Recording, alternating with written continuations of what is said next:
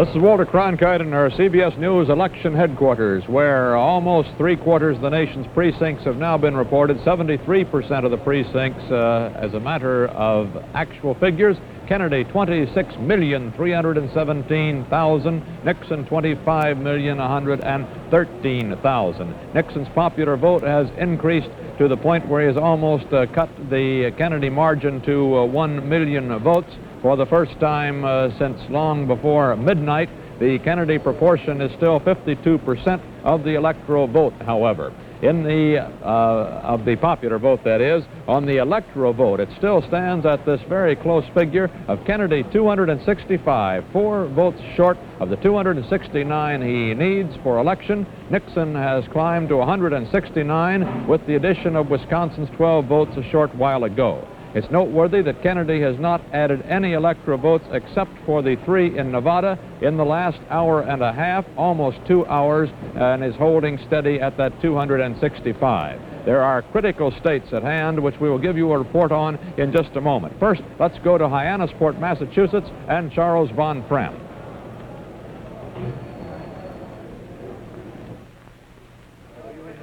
Walter, for sheer persistence, I've never seen anything like this hardy band of Democrats who are standing outside the Kennedy News headquarters here in Hyannis, Massachusetts. Many of them have been standing here for as long as 10 hours, hoping to get a glimpse of the senator and in what they hope will be, of course, his arrival here to accept the presidency of the United States. As a matter of fact, they're so enthusiastic they have hung from a telephone pole across the way a large stuffed elephant, hung in effigy. And they're still very confident that Kennedy is going to make it in spite of the fact that his popular vote is not running very much ahead of that of Vice President Nixon. For a report of what's going on at the Kennedy compound 2 miles up the road, let's switch now to CBS News correspondent Harry Reisner. A few minutes ago, the lighting director out here at Senator Kennedy's home, looking up at this backyard patio at those pumpkins, said he thought he saw a smile already carved on one of the pumpkins. But it isn't quite clear whether he sensed a new solid feeling of victory out here or is just getting hallucinations from lack of sleep. It's getting late here as it is everywhere, but of course there's a kind of excitement to keep the Kennedy family alert and excited. There's no sign that they're sleepy. There's no sign that they would be going to bed or even thinking about it, even if Vice President Nixon had conceded. The rule that is governing Senator Kennedy and all his activities tonight is that he will not say anything until Vice President Nixon concedes. When he does, the victory statement will come. This is Harry Reisner at Hyannisport. Harry, I wonder if you're sure that Senator Kennedy is either there or at Bobby's house where those lights glow so brightly, because I remember back in 1948 when we stood outside of President Truman's home in Independence, Missouri, and a light glowed up in his bedroom, and all night long we thought he was up there watching election returns and listening to them on CBS radio, and it turned out he wasn't there at all. He was up in Excelsior Springs, Missouri at the Elms Hotel, and learned there that he had pulled a remarkable victory out of the hat to defeat Governor Thomas E. Dewey of New York. An interesting report comes in from Mississippi now that loyal Democrats in Mississippi are still not conceding defeat to that unpledged slate of 8 electors in Mississippi, and that they still think that they might pull a victory in Mississippi, which would be enough votes, those 8, to give Kennedy the Electoral College victory. At the moment, however, Mississippi seems to have gone for the unpledged slate of 8 electoral votes, a slate that says it will not cast its votes for Kennedy under any circumstances. That's an interesting report, however, that the loyal Democratic slate thinks it may yet get a victory in Mississippi. One of those critical states that is still outstanding is California. Another is Washington. Both states out in the western portion of the United States, where our CBS Los Angeles correspondent Grant Holcomb has been watching the returns. Grant, how does it look now? Well, Walter, the really critical one, the big one, California, with its 32 votes, has this to report at this hour. Now, just a few moments ago, I talked with the state Democratic chairman in San Francisco, Mr. Roger Kent, and he said that California is as safe as a church. Those are the words he used, safe as a church for Kennedy. I asked him to spell out his reasons why, and he said, well, first of all, Kennedy is leading in Los Angeles. Los Angeles is the ball game. He has a lead of 50,000 votes in Los Angeles. He's going to sweep San Francisco. He's carried Sacramento County. He said there is no question about it. Kennedy has won California. He explained that he had been congratulated already by Ed Osgood, Republican chairman of San Francisco, for the victory. And then he pointed out, too, that if Kennedy, in his campaign, could get out of Los Angeles with a margin of victory there would be no other problem in the rest of California.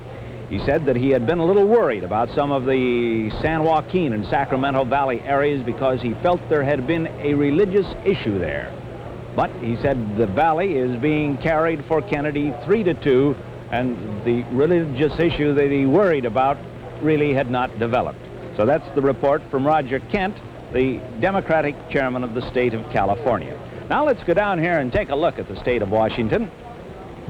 If you will look at the presidential figure, with 34% of the precincts reporting, you can see that it is really nip and tuck in the state of Washington with its 9 electoral votes. We expect over 1.25 million votes to be reported from the Washington state area. So you can see that this sampling is not the largest sampling that we have of some of the states this evening. Now, these votes have come from the Seattle area, an area that has been described as one that would be a toss-up. It hasn't been predominantly Democratic or predominantly Republican. It's from that area, and it is expected that if there is an even break in that area for Senator Kennedy, that some of the surrounding counties, the suburban counties in and around Seattle, the big county there, and along the coast, the labor groups in the lumber and in the fishing industry will be able to add enough votes to Kennedy's total of 197,000 to put the state of Washington with its 9 electoral votes into the Kennedy column. An equally interesting race at this hour in the state of Washington is that for the post of governor. It's down 2 columns, and Governor Rossellini, the Democratic incumbent, is leading at the moment. He is seeking his 2nd term as governor of the state of Washington. As you would suspect, his campaign button is a rose. Not only the governor, but all of his supporters wear a little rose in their lapel. He is known from time to time as the Rose. His opponent, Mr. Andrews, is the state superintendent of instruction, has been the state superintendent of instruction in Washington, and he is trailing him at the present time. Like so many candidates in this 1960 election year, television played a very big part in their lives. They held television debates. Let's go back up towards California and see if we have any new postings on the California board since we walked down. Again, it looks to be about the same. Starting at about this hour in the evening, the returns begin to come in a little slow from California because of the hand counting. All the machine counting is in. Walter, that's just about the story from the Pacific Coast.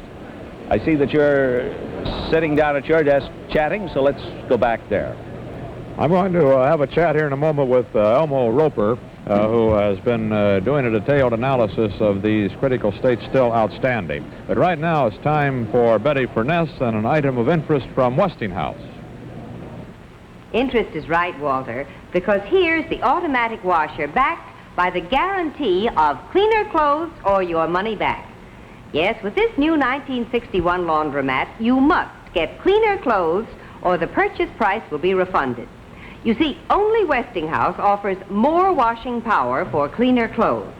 More washing power thanks to an exclusive washing action that lifts, dips, tumbles, and plunges your clothes again and again through hot, sudsy water. Then this new 1961 Westinghouse laundromat tosses and turns your wash through 2 deep rinses. That's why Westinghouse can make this amazing guarantee. What's more, the 1961 laundromat uses less water, less detergent, and less bleach than other automatics. And this 61 Beauty also gives you this automatic bleach dispenser that holds a 6-week supply of liquid bleach. It automatically adds just the right amount of your bleach to your wash at just the right time. All this, plus the exclusive laundromat weighing door, Suds & Water Saver, automatic lint ejector, and the most up-to-date styling in washers today. Visit your Westinghouse dealer now and buy a new 1961 Westinghouse laundromat. If, within 15 days, you don't agree that your clothes are cleaner, the purchase price of your laundromat will be refunded. Choose any of these 4 1961 laundromat models. The offer expires December 30th. You can be sure if it's Westinghouse. Almost some late returns from that critical Middle Western area, so let's look at the board. Stuart Novins reporting. Stu? Walter, we want to look at some of the big states that things have been happening to. But before we do, let's talk for just a moment about Iowa. Iowa, of course, went Nixon a long time ago. Lovelace has conceded in the senatorial race to Jack Miller. Jack Miller is elected. And in this race, Irby has taken the gubernatorial victory in the state of Iowa. In Michigan, which is the one we've been bird dogging and worrying about, we have some background on that. The figures you can see for what they are. This is a race that could be an all-night situation. It could be until tomorrow morning before somebody makes a claim on that one. Or, on the other hand, it could wind up within an hour. And if that sounds contradictory, there's a reason for it. The reason, in spite of the Kennedy lead, the reason that the Democratic leadership in the state has not claimed victory for the state is that they have gotten themselves confused with some of their own computations, and they're not quite sure of just what figures they have. They're now retallying them and starting back from scratch and trying to figure out just where they stand. The situation is that in Wayne County, which is the Detroit area, that went to Kennedy by 67% lead, and that's what they hoped for. It was a little better than they hoped for, as a matter of fact, and normally this would be enough to carry the rest of the state. However, they are not doing as well in the outstate Republican areas as they thought they would do. They expected that they would pull about 45% of the vote, which normally is a Republican area. But instead of the 45%, they're down about 42%, and they're afraid that they have not picked up enough in the Detroit area to offset what they're losing in the Republican area. That's why they're going back over their figures. The United Press International gives Michigan to Kennedy, but the Kennedy people, the Kennedy supporters, are not claiming it for themselves. All but 75 of the precincts of this Detroit-Wayne County area have already been tallied. That means that most of the big Democratic strength has already been tallied for Kennedy. But there still are about 1,000 precincts outstate to be counted. And most of those are Republican areas, which means that Nixon could draw up on the Kennedy lead. It could come to a tie. It could be a racehorse the rest of the night. We're in touch with the headquarters where all the figuring is being done, and just as soon as that changes, of course, we'll give you that story. In Minnesota, where, again, you have the 11 electoral votes being contested very sharply by Kennedy and Nixon, while Kennedy is ahead, still there are no claims being made. Hennepin County in Minneapolis, in 266 of the 343 precincts, Nixon is leading Kennedy by 60.5%. Nixon is leading with Kennedy 60.5%, and Nixon 49.5%. Now, there is a situation which, again, nobody is making any claims for. The senatorial race in the state is, as you can tell by our elected sign, has been given to Humphrey, but the gubernatorial race, in spite of the fact that the same percentage of votes has been tallied, and in spite of the fact that the Democratic incumbent, Orville Freeman, has a lead over Anderson, there are no claims being made in that race, so that one's going to go along. In Ohio, the big one with 25 electoral votes, that goes to the Nixon column. All the indications are that with 74% of the vote already counted, that is safely a Nixon state, and that's the way we list it.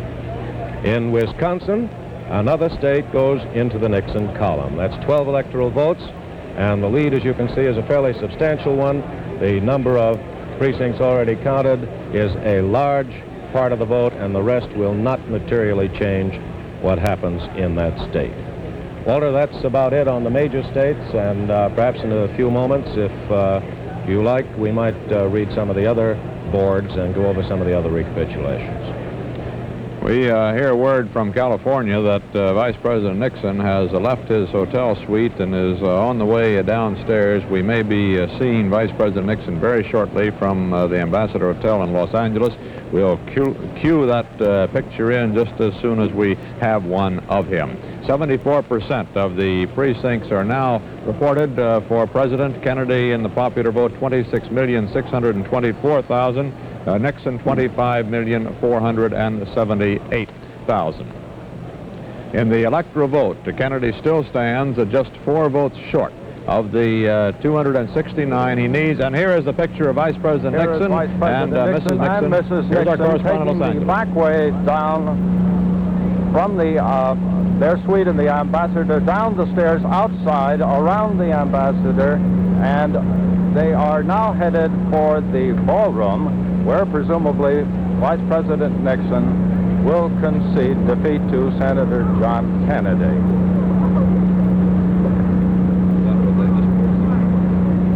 Vice President is followed by a large group of friends and supporters. Going down up into the back of the stage.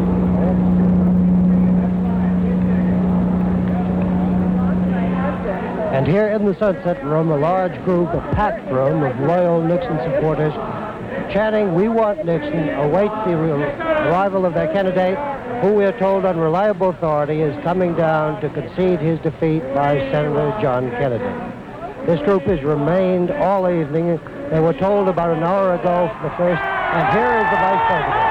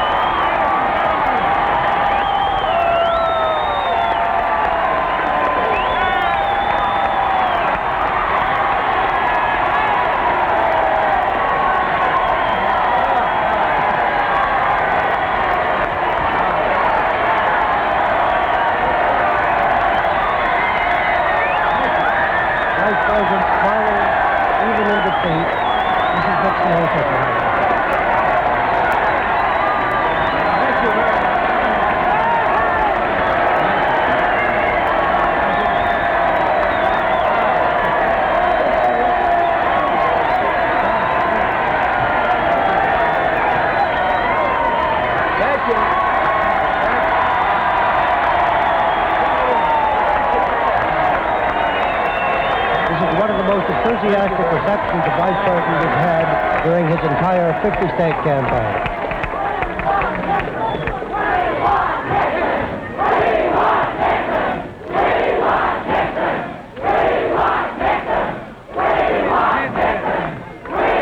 The 100 hands go up in the V sign, which Nixon himself has been using during the campaign.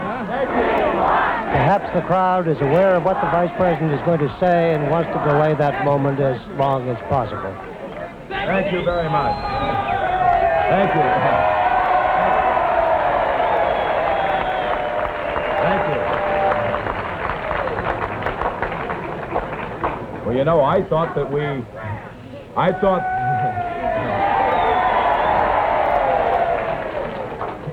I was going to say that I thought we'd had the last rally of the campaign, but here we go again.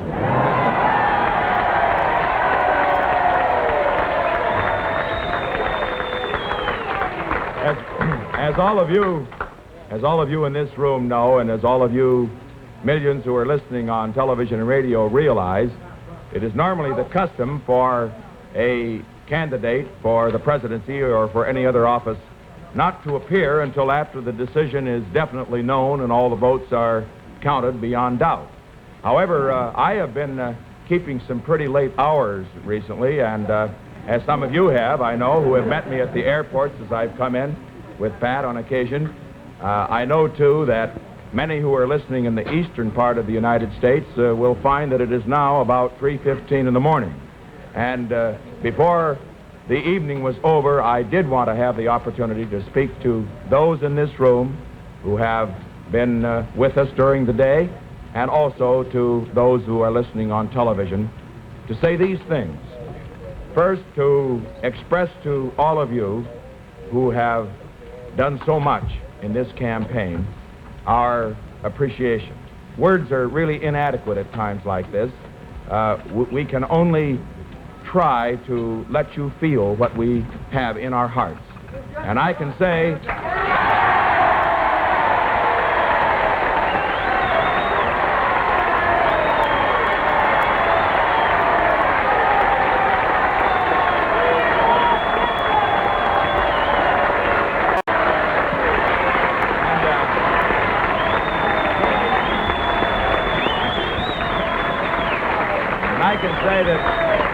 I can say that we've never had couldn't have had a more wonderful group of people in all of the 50 states than have been in our campaign.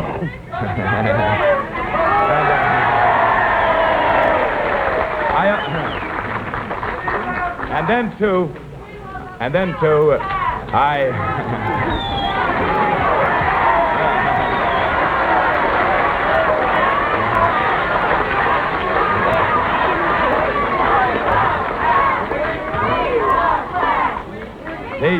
the other thing I wish to do is this.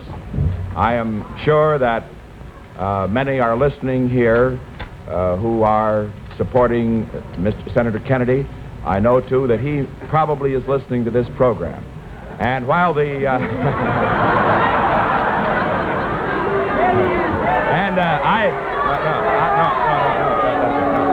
please, just a minute. And as I look at the board here, while there are still some results still to come in, if the present trend continues, if Mr. Kennedy, Senator Kennedy, will be the next president of the United States.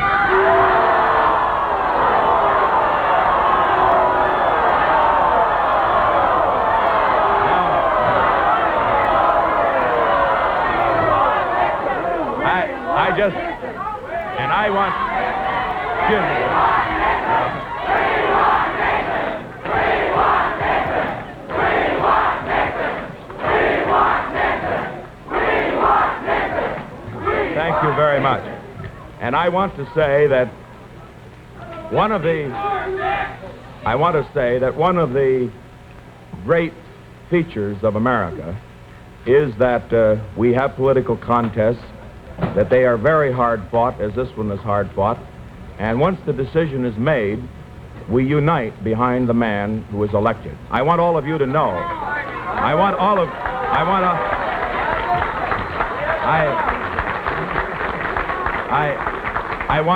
I want Senator Kennedy to know, and I want all of you to know that certainly if this trend does continue and he does become our next president, that he will have my wholehearted support and yours too.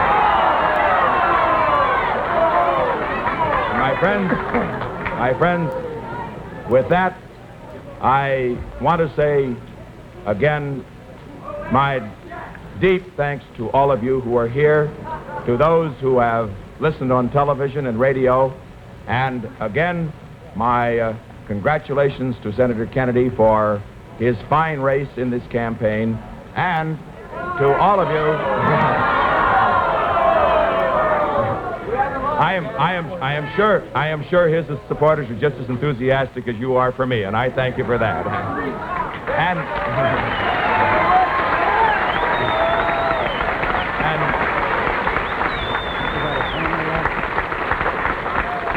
And while because of interruptions, which I understand, I have not been able perhaps to make this as coherent a statement as I might have wanted to, I do want to say that having been to all of the 50 states of this nation since the nominating convention in Chicago, having seen the American people, seen them by the hundreds of thousands and perhaps the millions in the towns and cities of America, that I have great faith about the future of this country.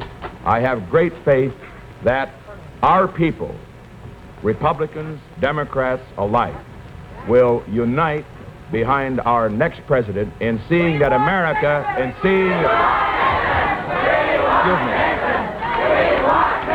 that they will unite behind our next president in seeing that America does meet the challenge which destiny has placed upon us. And that challenge is to give the leadership to the whole world, which will produce a world in which all men can have what we have in the United States: freedom, independence, the right to live in peace with our neighbors. And so with that, may I say again my thanks to you. Having had only 2 hours sleep last night and 2 hours sleep the night before, I'm now going to bed, and I hope you do too. Thank you.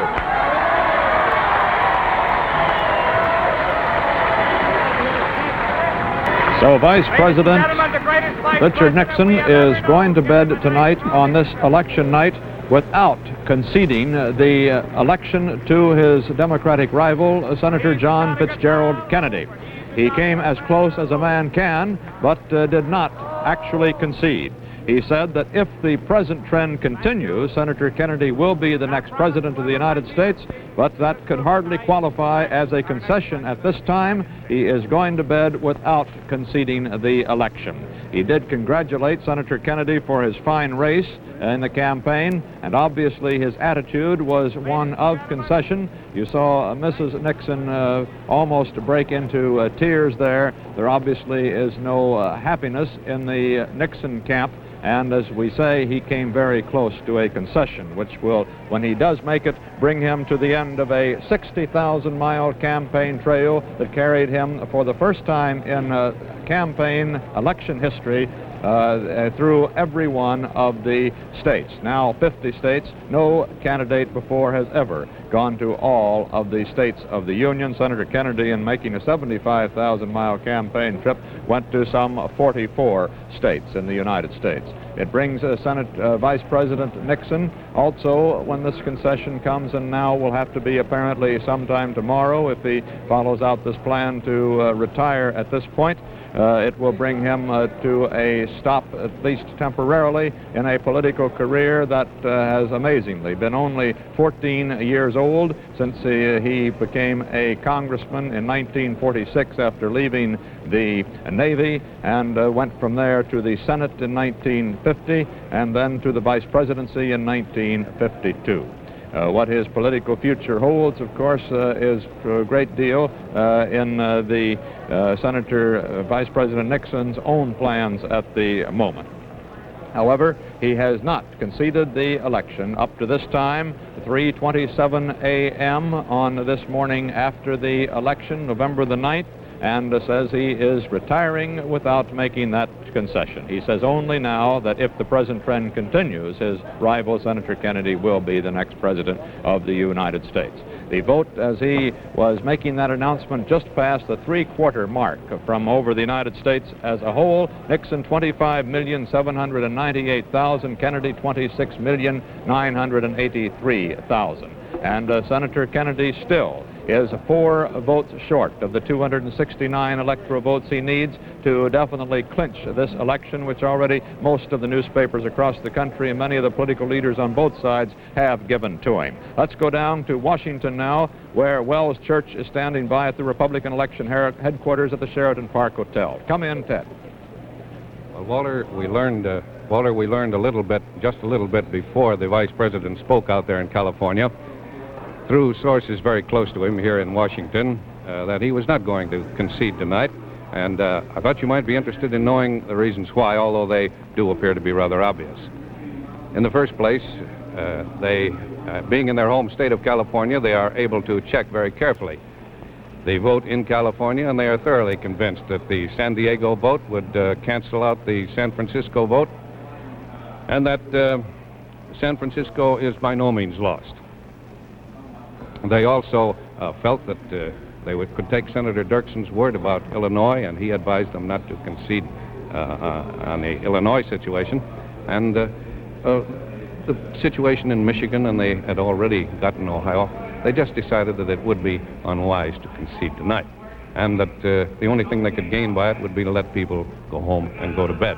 And the vice president did that by simply making that little speech. Now back to Walter Cronkite. Well, that means we're going to have one of the latest concessions in our history, presumably tonight. Governor Adlai Stevenson in 56 conceded at 1:40 in the morning, and in 1952 he conceded at 1:20 in the morning. One of the latest concessions ever in our history was in 1948 when Governor Thomas E. Dewey, the Republican candidate from New York, didn't concede until after 11 o'clock in the morning, New York time, the day following the election. It looks now as if it may be almost that late. We don't know what Vice President Nixon's plans are for rising tomorrow morning. He says, however, as you heard a moment ago, that he is going to bed now, and so we will not get a definite concession tonight. He's come as close as he could without actually throwing in the towel. The electoral vote stands where it did the last time we reported, almost a half hour ago. There have been no changes. Kennedy has 265 from 19 states. He needs 269 electoral votes. Vice President Nixon has 172 from a total of 22 states. And now for Betty Furness and something new from Westinghouse. If you think miniature radios have to have a miniature sound, you haven't yet heard the new Westinghouse 7-transistor pocket radio. Westinghouse puts big set quality into this tiny transistor. Now, everything you see on this board fits into this tiny radio. All the components are American-made, which means quality-made, and are put together with all the skill you expect from Westinghouse. That's why there's big set quality in this tiny transistor. Compare it with other miniatures. You'll see and hear a big difference. There's long battery life, too, up to 75 hours on 2 small Penlight batteries available anywhere. Ask your local dealer for the new Westinghouse 7-transistor pocket radio, also available in this handsome gift pack. And see all the other Westinghouse radios and phonographs. And now, here's more news from Westinghouse. Better looking, new shape, new light with Westinghouse white eye-saving bulbs. Millions of tiny filter particles give you the best light for seeing ever developed. It's the only modern light bulb in 35 years. Makes every fixture look better. Remember, Westinghouse white eye-saving bulbs, 60, 75, or 100 watts, 2 for only 58 cents. You can be sure if it's Westinghouse. With 3/4 of the popular vote across the United States counted, or 3/4 of the precincts in, which account for at least 3/4, perhaps a little more, because the more populous precincts report first. Kennedy, 27,004,000 votes. Nixon, 25,835,000 votes.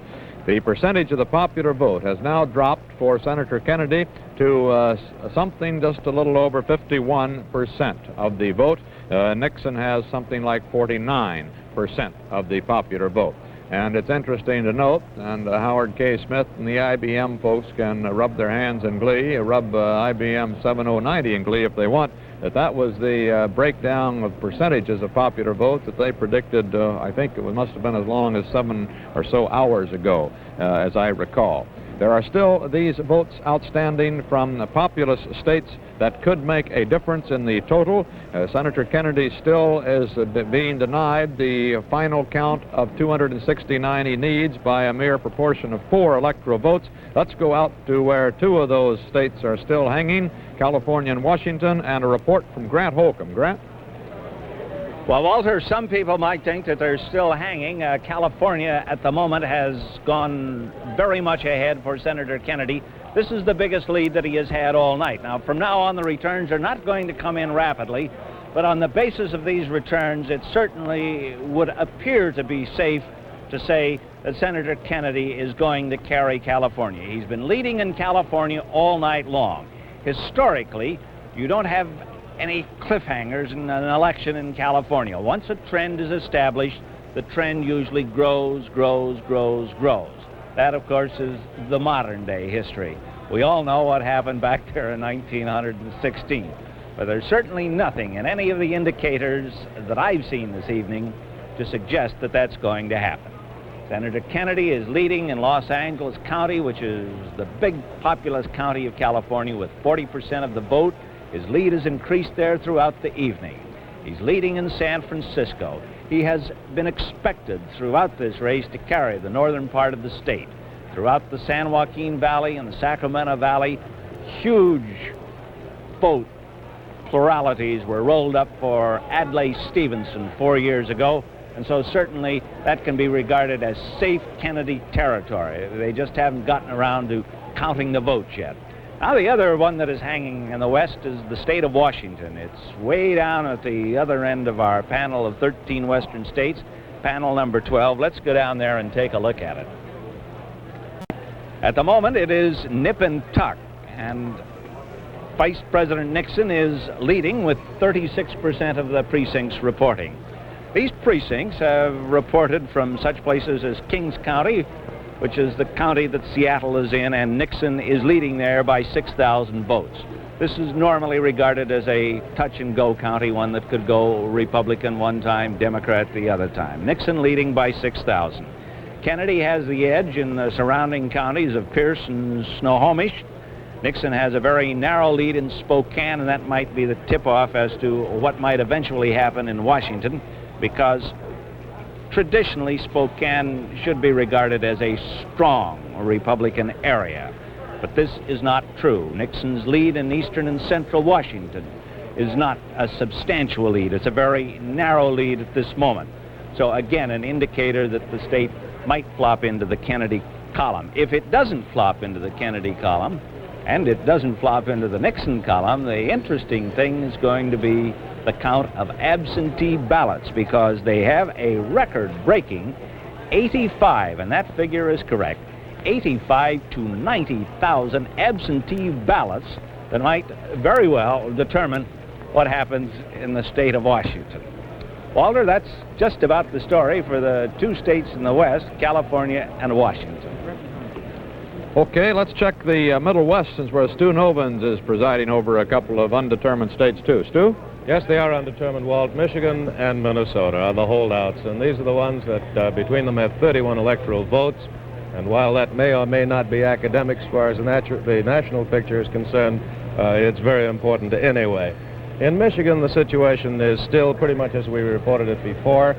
Kennedy is holding his lead, but nobody is making any claims. Lieutenant Governor Swainson says it's much too early to claim anything.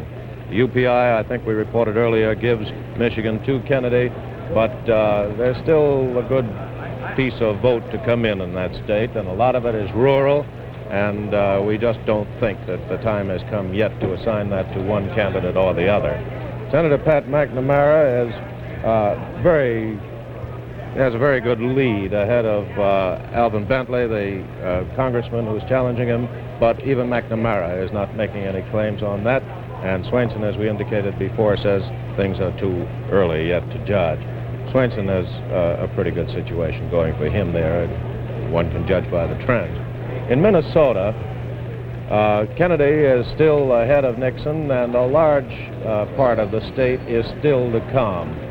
Much of that vote still to come is in the Republican rural area. However, spot checks that have been made throughout the state within the last 45 minutes or so indicate that the likelihood, if the trend continues as it is now, is that Kennedy will stay ahead in Minnesota. Part of the area still to be heard from is the so-called Iron Range area, which is an area of very high unemployment. It's normally a Democratic area, and those votes will go for Kennedy and will tend to balance out some of the rural votes. Right. Thanks very much, Mr. Salinger. Barrett Salinger, news secretary to Senator Kennedy, informing us that Senator Kennedy is calling it a night until at least 10 o'clock tomorrow morning. Harry Reasoner at the Kennedy home in Hyannisport.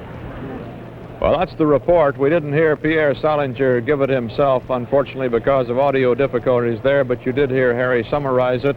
Pierre Salinger says that there will be nothing from Senator Kennedy until tomorrow morning. Obviously, the senator, the front-running candidate right now, with apparently victory within his grasp, has decided that since Vice President Nixon did not concede in his statement and said that he was going to bed, it would be unseemly for Senator Kennedy himself to make any statement. So he also presumably is either going to bed or is going to stay up and watch a few returns yet to come in, but at any rate, no statement until later in the morning. 9 or 10 o'clock would put that only some 5.5 to 6 hours away, however, so it really isn't so long. May seem a little long to those of us who are sitting up counting the ballots yet, but perhaps not in the light of history. Now, Betty Furness brings us another interesting piece of news from Westinghouse. Here's a brand new appliance from Westinghouse to make floor care easy for you. This beautiful floor is proof that the new Westinghouse Scrubber Polisher makes any floor look better faster. This old-fashioned polisher splatters when it scrubs, But the new Westinghouse scrubs clean without splatter. Old-fashioned polishers leave swirl marks and streaks when they polish, but the new Westinghouse polishes floors to a satin-smooth finish without leaving swirl marks or streaks. It's so easy to use, even a child can run it. That's because it works on a brand-new principle. Its large double-action brush swings in a wide orbit as it revolves, covering more floor area faster. Compare. Before you buy any polisher, try it. See the great new Westinghouse Scrubber Polisher at your Westinghouse dealers now. And here's more news from Westinghouse about easy house cleaning. New from Westinghouse, 2 vacuum cleaners in 1. It's the Westinghouse Spin Jet Vacuum Cleaner. 2 cleaners in 1. A canister for easy cleaning of furniture, drapes, and blinds. And now, for the heavy-duty cleaning power you need for rugs, Westinghouse gives you upright beating action with a new revolving brush to pick up deep down dirt and annoying lint and threads. Buy the new Westinghouse Spin Jet today. And here is the popular count, still 75% of the precincts, 27,055,000 for Kennedy, 25,879,000 for Vice President Nixon. But of course, the crucial matter now is in that electoral count, and we have not been able to commit any more states here. In the last few minutes, Kennedy is still at 265 electoral votes, 4 short of the 269 he needs, Nixon at 172. The critical outstanding states now are about as follows: Michigan and Minnesota. Michigan with 20 electoral votes, Minnesota with 11, both leaning toward the Kennedy column, toward a Democratic victory there, but neither state ready to claim a victory for Kennedy as yet. Also, Alaska and California are leaning toward Kennedy with a total of 35 electoral votes, 32 for California and 3 for Alaska. Hawaii and Montana and New Mexico are all leaning toward Nixon, but that would not be enough, of course, to do him any good at that late stage of the game. Washington is still balancing on the fence between the Democratic and Republican columns with its 9 electoral votes. Let's look at the IBM 7090. Howard, what's it saying about this time? Well, Walter, Senator Kennedy's national triumph is in danger of being crowned with a few small state defeats. After losing Ohio, one of the big 6, there is a danger he could lose Illinois, another of the big 6. We've tried to dissect the Illinois vote, and here's what we find. Kennedy needs 10% more votes from Illinois than Stevenson got. Kennedy is getting only 8% more than Stevenson got. He's getting the 10% more he needs from the urban areas of the state, but the rural areas, a quarter of the state's population, are giving him only 6% more than Stevenson, not the needed 10%. Or on a religious basis, Catholics in Illinois are giving Kennedy 15% more vote than they gave Stevenson, well over the 10% he needs, but Protestants, who make up 2/3 of the state's population, are giving Kennedy only 6% more, not the 10% more he needs. In occupational terms, labor is giving him 11% more than it gave Stevenson, which is enough, but the farms are giving him only 6% more. As most of the precincts now being waited for are thought to be strongly Republican, Mr. Kennedy, though winning the election, could lose Illinois. Back now to the anchor desk. Well, that's a fascinating report from your IBM machinery over there, Howard, because we put Illinois in the Kennedy column, of course, a long time ago, as had almost all the other experts adding up the votes. That's a rather large block of electoral votes that, if it should, as you say, swing back into the Nixon column, could make quite a difference in these totals we are watching. Elmo Roper, who has been analyzing elections and forecasting them for a very long time. Elmo, you had this one fairly well taped as being this close a race early on. How do you look at it now, and what do you think is happening in those states that are still critical?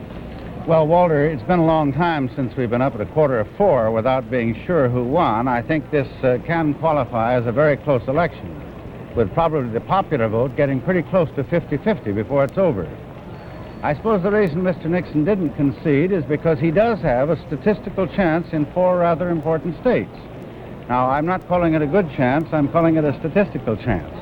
That's in Michigan, Minnesota, California, and Washington. Now, if he were to take those away from this Kennedy total, which is where they now repose, it would be not only an extremely close race popular vote-wise, but extremely close electoral vote-wise. And I can even conceive, now this is not a probability, this is only a possibility, I can even conceive of those 8 unpledged delegates in Mississippi having quite a lot to say about this election. Now, that's what they hope to have. The odds are against that happening. It's just still a statistical possibility.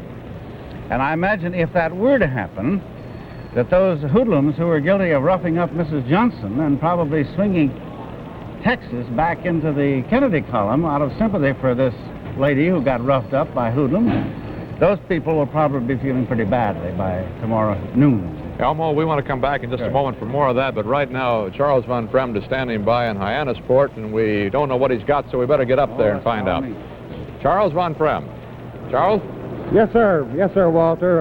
As a matter of fact, this entire press room with almost 300 reporters is in a virtual state of shock right now. Everybody's trying to figure out what has happened. There is the general consensus, of course, that Senator Kennedy has won the election, that Vice President Nixon's statement in Los Angeles amounted to a concession, but it wasn't really quite that. And so, therefore, there still is some doubt. Also, I've just learned that there is some concern among the Kennedy camp about the vote in the Central Valley of California. Apparently, the plurality there isn't as big as they had hoped that it would be, and so apparently California is still in doubt, and that, of course, could hold the key to the entire election. The Associated Press, the United Press International, most of the major newspapers in the country have given the election to Senator Kennedy, but the Kennedy people, who have always been terribly cautious, are not going overboard now in claiming the White House. There is the feeling here, though, that perhaps Senator Kennedy wants to get from Vice President Nixon a more solid concession, and that is the reason he is going to bed now for the night. We understand that there is no chance for a statement from the senator from Massachusetts until 10 o'clock tomorrow morning. That's Eastern time, of course, at the very earliest. So there it stands. It's very confusing, Walter, and while most people here feel that Kennedy has won, it has been a typical wind-up to a typically crazy campaign. This is Charles Von Fremd in Hyannis. Well, Charles, don't call it a wind-up yet. Keep the toothpicks propped under the upper eyelids, will you, for one more night, because we'll want to be coming back there to Hyannisport as the evening wears on. You look like you're standing up well. I was worried about you when you stood out there with everybody else in overcoats earlier tonight. You were proving your New England background there by standing there with only a suit coat on. Don't fail us now, Charles. Right, Walt. You've made practically, you've made more miles than either of the candidates, I guess, because you bounced back and forth, as has Paul Niven, between the two camps, and you've put a lot of mileage behind you. We'll be coming back, Charles, later on in the evening. Elmo, you were saying that the situation in Texas, there might be some of those people who participated in that a little demonstration against Lyndon Johnson at the Adolphus Hotel. They might be kicking themselves later on. Well, you know, Texas was pretty safely counted for Nixon. In fact, I think Kennedy's forces had rather given Texas up. And then there was a swing sharply after that roughhousing of the Johnsons.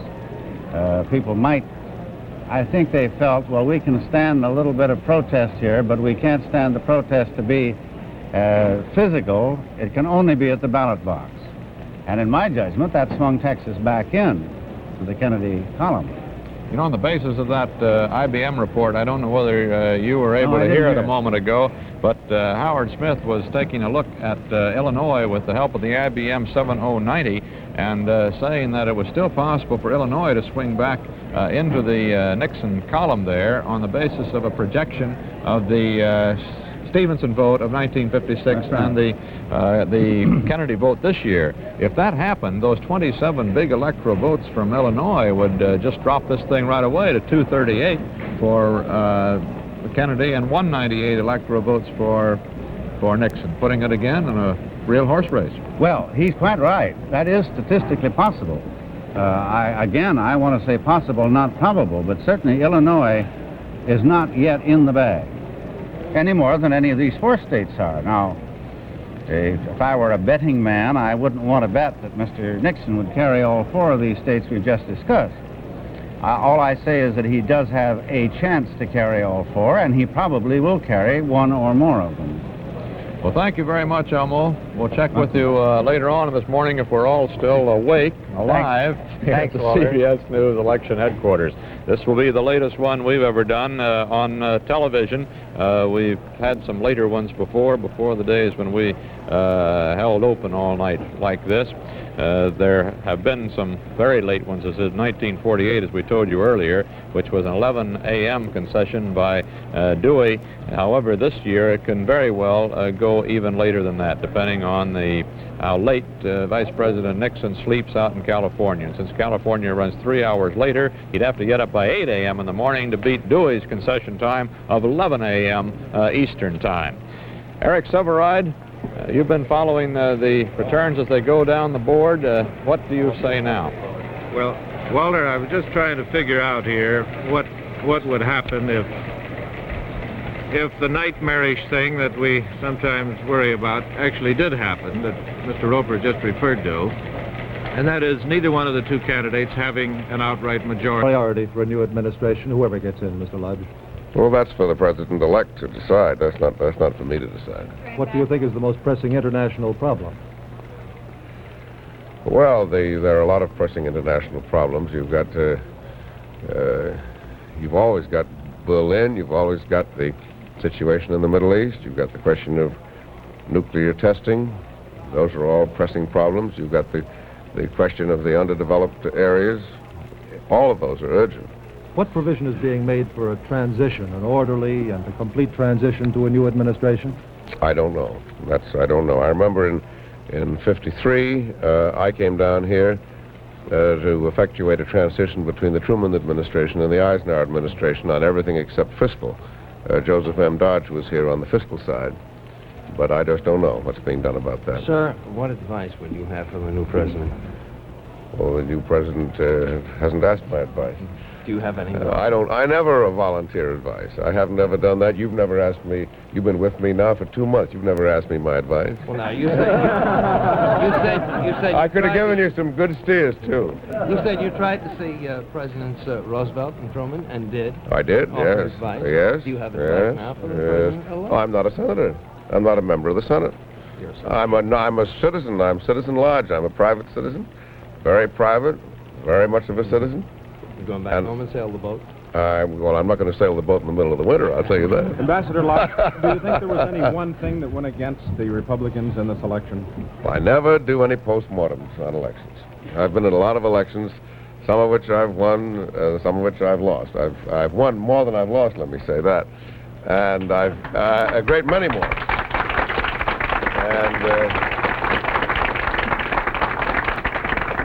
But I never go in for postmortems. It doesn't interest me. I believe in looking ahead. You do a thing, you do the best you can, and then you move on to something else. Well, looking ahead a little bit, Mr. Lodge, you're going to stay in public life? Will you run for public office again? I don't expect to run for elective office.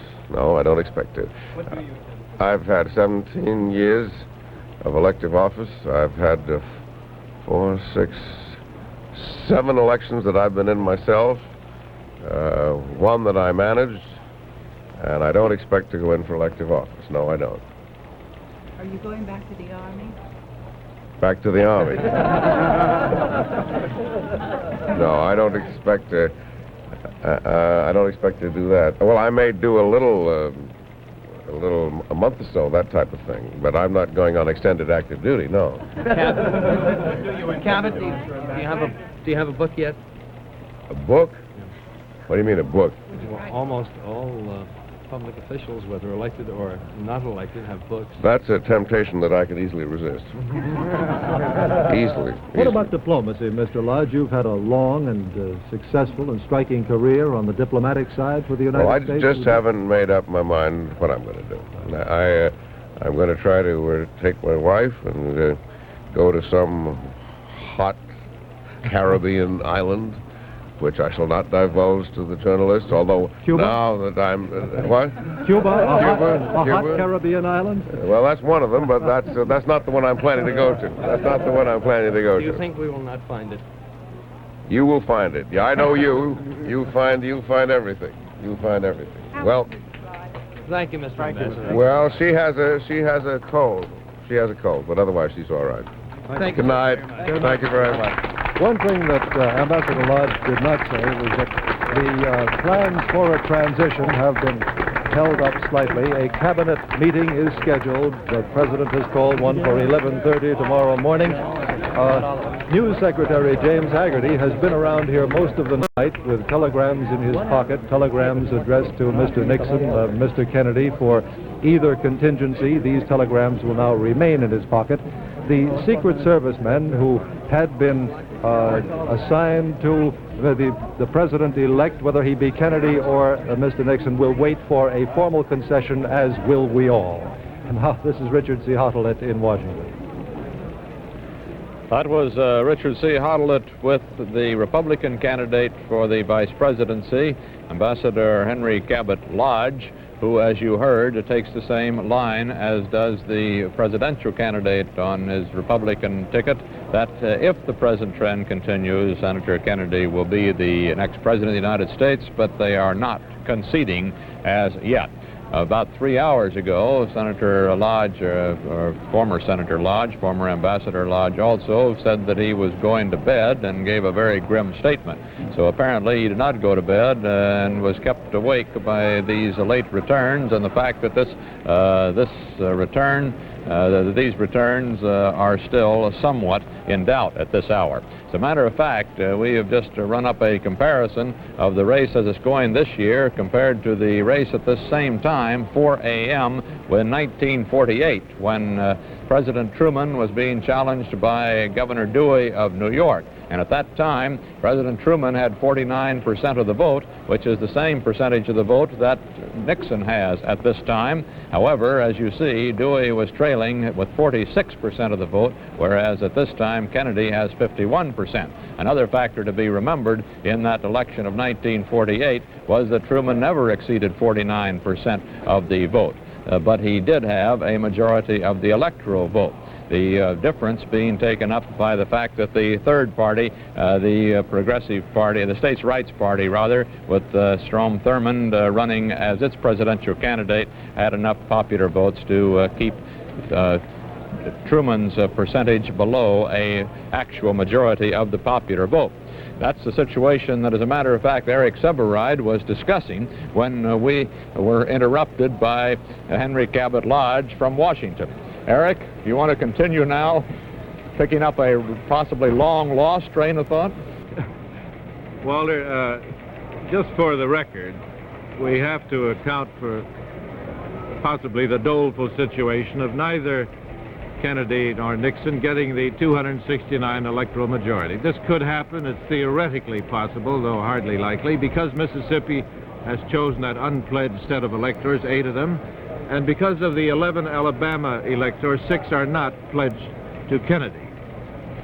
So then, if this should happen, if neither candidate gets a clear majority of electoral votes tonight, then of course great pressure would be on these two state electoral lists.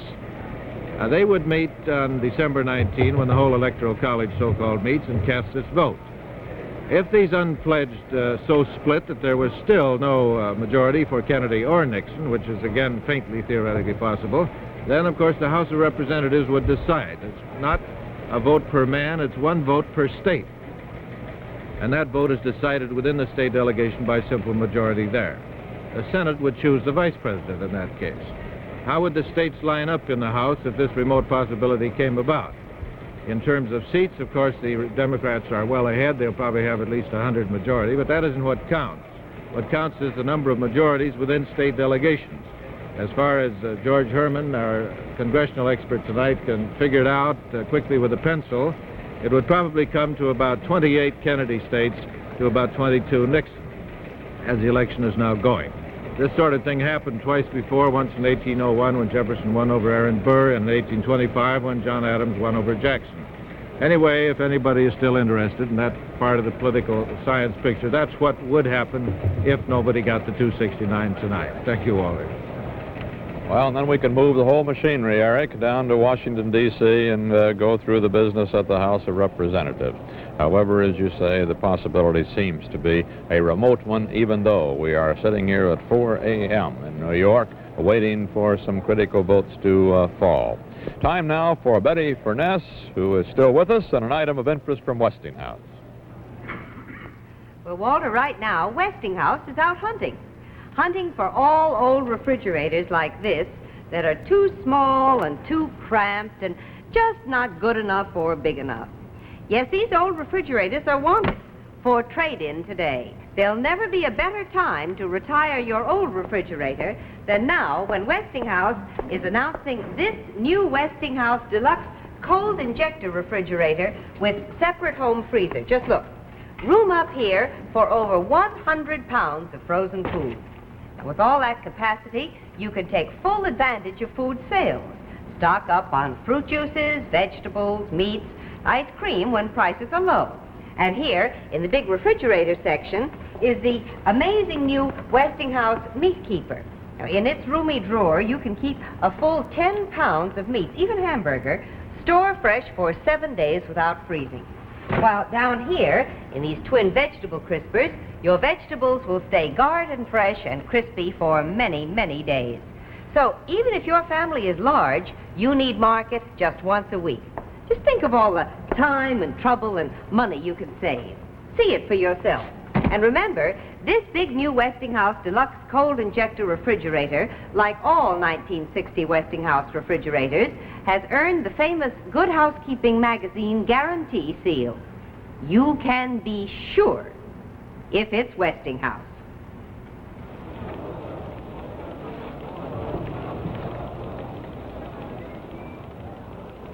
Stay tuned for more election returns on the CBS television network.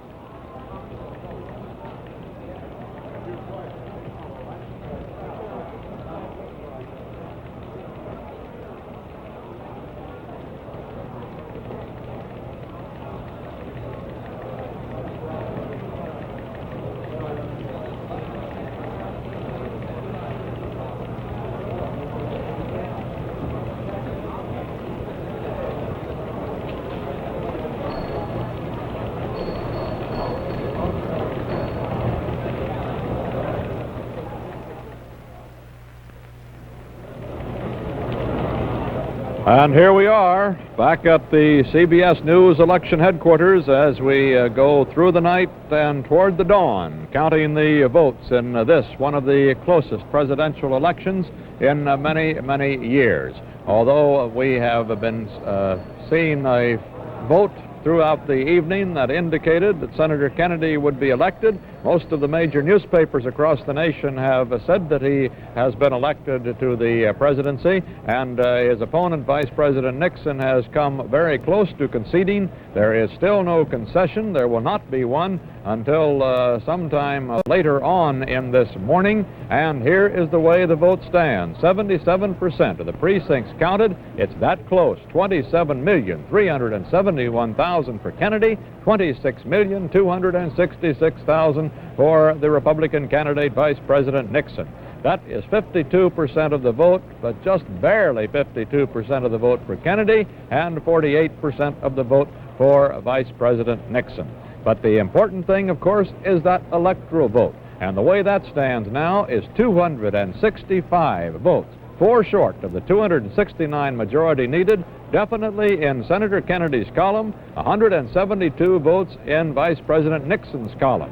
These are definite as far as all previous records indicate how these states should be going on the basis of the returns they have put in at this hour, 4 a.m. in the East.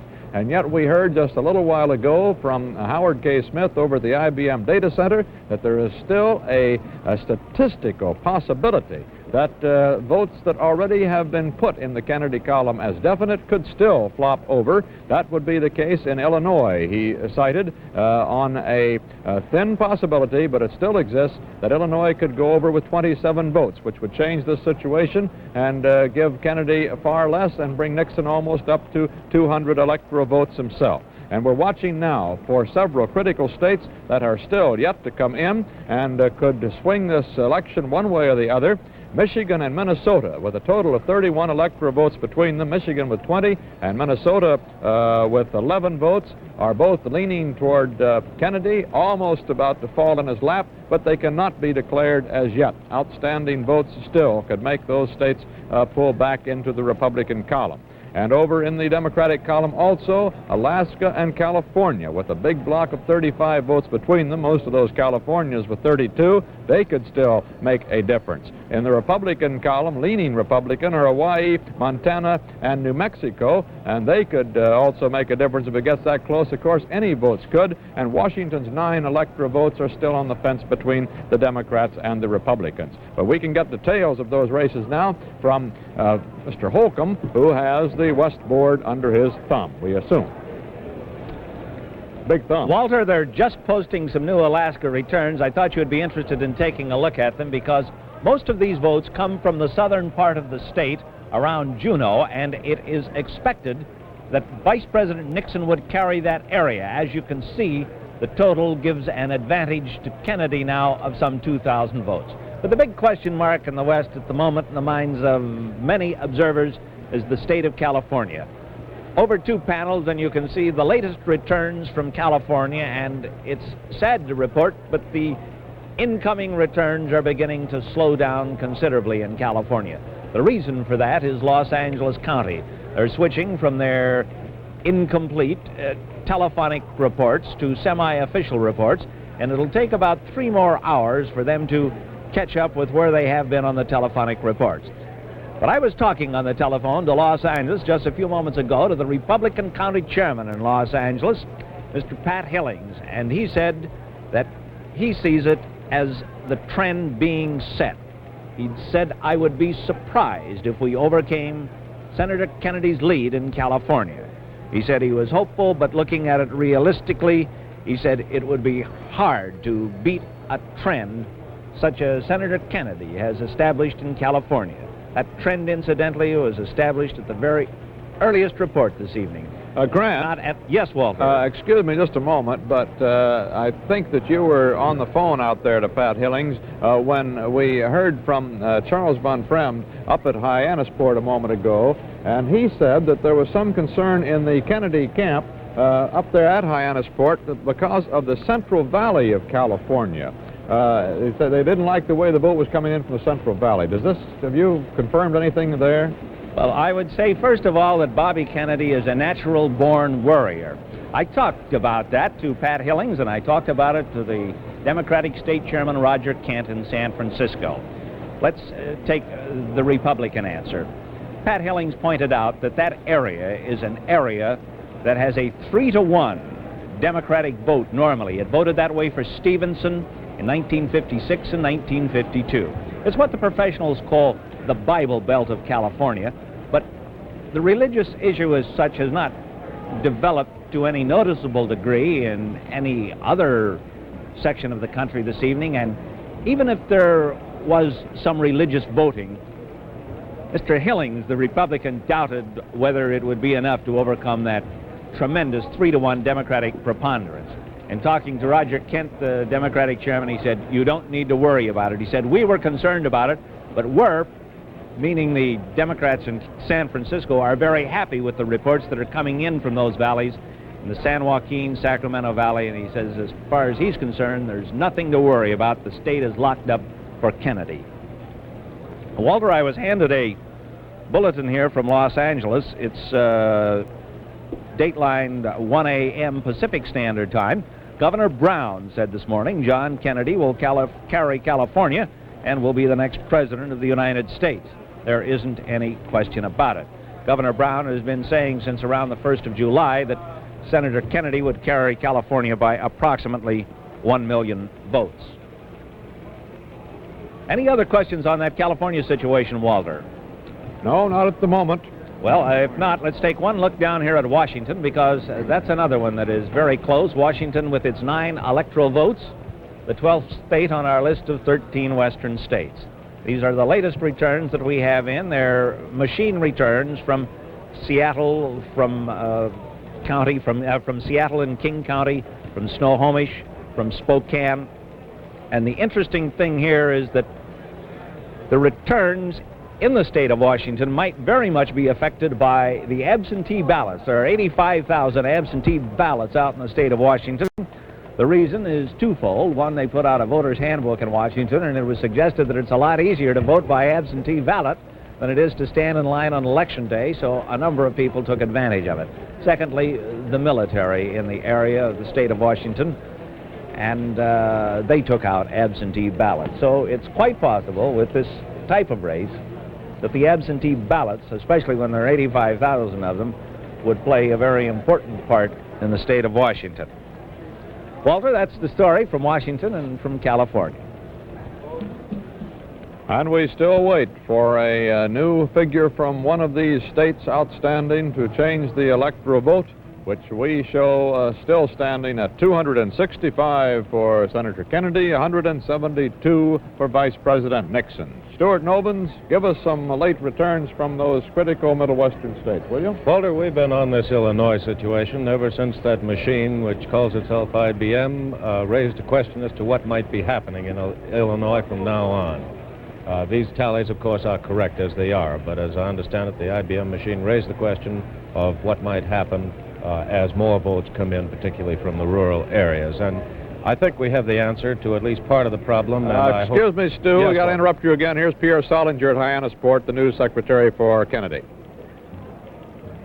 Get up around 9:15 in the morning, and as I said in the statement that we released out at the House just shortly ago, the senator will have will have no statement to make until we hear further from the vice president.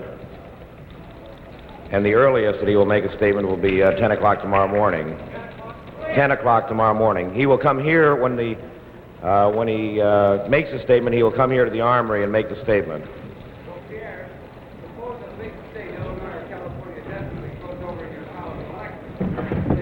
He will make no further statements tonight. I would doubt that anybody will make a statement tonight.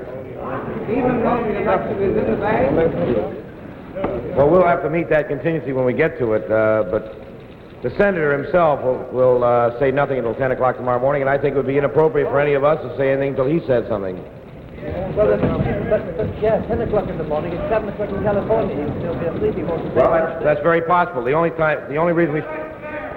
The question is 10 o'clock in Hyannis, 7 o'clock in the morning in California, and it suggested that maybe the vice president won't get up that early. All I said is that the earliest we'll make the statement is 10 o'clock, and I haven't set any time for it. It may be somewhat later. What's the statement? Not that I know of. The question was whether the Secret Service has begun to protect the senator, and I said not that I know of.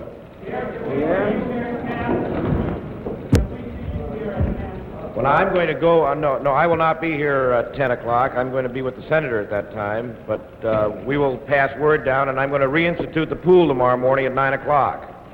Will the senator possibly make a statement before Mr. Nixon makes another statement? The question is, will the senator make a statement before Mr. Nixon makes another statement? I consider that unlikely.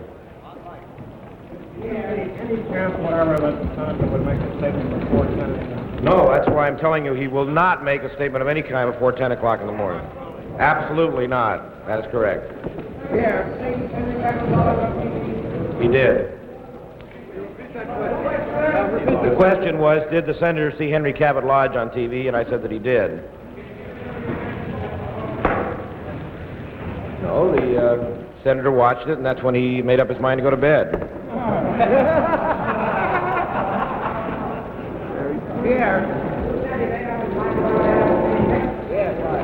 After listening to the vice president's statement, that's correct. Well, he stayed up and watched Lodge, too. Do you think you've won the election?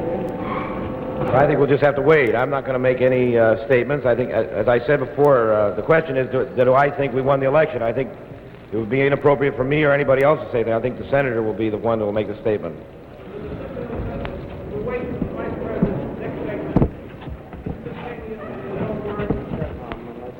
Well, it was, I would say it came, the question was the senator's decision to wait for further word from the vice president instantaneous? He made up his mind at that moment to go to bed and wait till tomorrow morning, or wait till he heard. That is correct. Do you have any information on those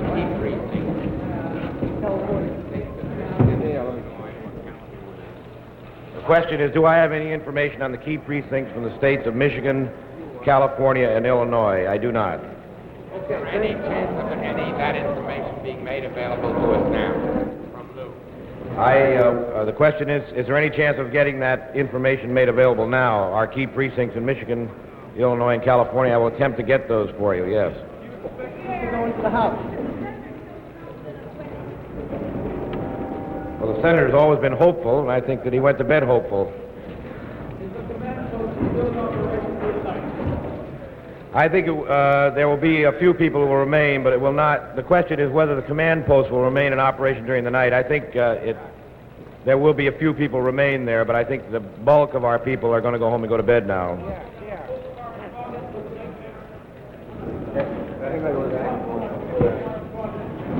No, we've closed the pool down, and all the pool reporters are back here. There is no reporter on the grounds at the present time.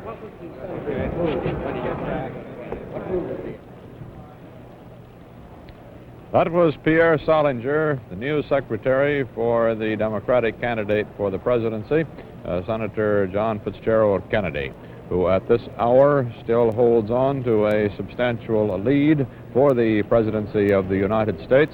A lead, however, which has not been a lead which has been conceded to him, but the role of the president has not been conceded to him by his opponent, Vice President Nixon.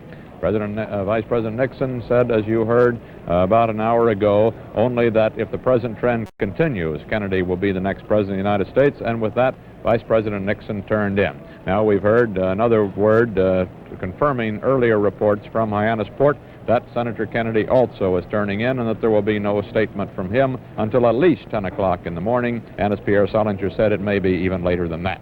Let's check in now with the vice presidential candidate on the Democratic ticket, Kennedy's running mate, Senator Lyndon Johnson, by going down to Austin, Texas, the Driscoll Hotel, and our reporter, Nancy Honchman. Well, Walter, there's just no word down here. We're unable to find out just exactly what Senator Johnson is going to do. A few minutes ago, his staff was in communication with him from this floor. They had a walkie-talkie, and they were talking to the senator up on the 4th floor in his suite. But since Pierre Salinger said there probably wouldn't be any further word, I think that will probably apply to Senator Johnson. But even if they put out a statement that Senator Johnson is turning in for the night, I think after following the campaign activities of Johnson and his wife, that you will find both of them up till the very last vote report is in. That was certainly the thing that we got when we were traveling around across the country following his campaign activities. Last time I saw him, he was wearing a red sweatshirt, on the phone constantly, talking to people and getting reports. He's still confident, I understand, but of course he doesn't want to say anything until Senator Kennedy makes a statement. That's the way it is here. There are a few last-ditch supporters of Senator Johnson standing around. Most of the crowd has gone home. We brought in a second group of balloons. Most of the first ones were popped by now. That's the way it looks here. This is Nancy Honchman in Austin, Texas. Nancy, very pleasant to see you in these wee hours of the morning, 4:20 a.m. I know you've had some very late hours following Senator Lyndon Johnson's campaign. This is another one of those late ones, but the last one for a while. We're still coming back to you, Stu, in just a moment for more details there in the Middle West, but right now, let's take a moment to listen to Betty Furness, who brings us another bit of news from Westinghouse for homemakers all over the country. Well, it's really a question, Walter. How would you like to make today the last day you ever wash and dry dishes? Well, you can, easily and economically. How? Tomorrow, with absolutely no installation cost or fuss, you can begin enjoying this wonderful new Westinghouse roll-about dishwasher in your home. It needs no plumbing, no special wiring, no installation. Just plug it in, snap the hose onto your sink faucet. Now, the water comes in here and drains out here.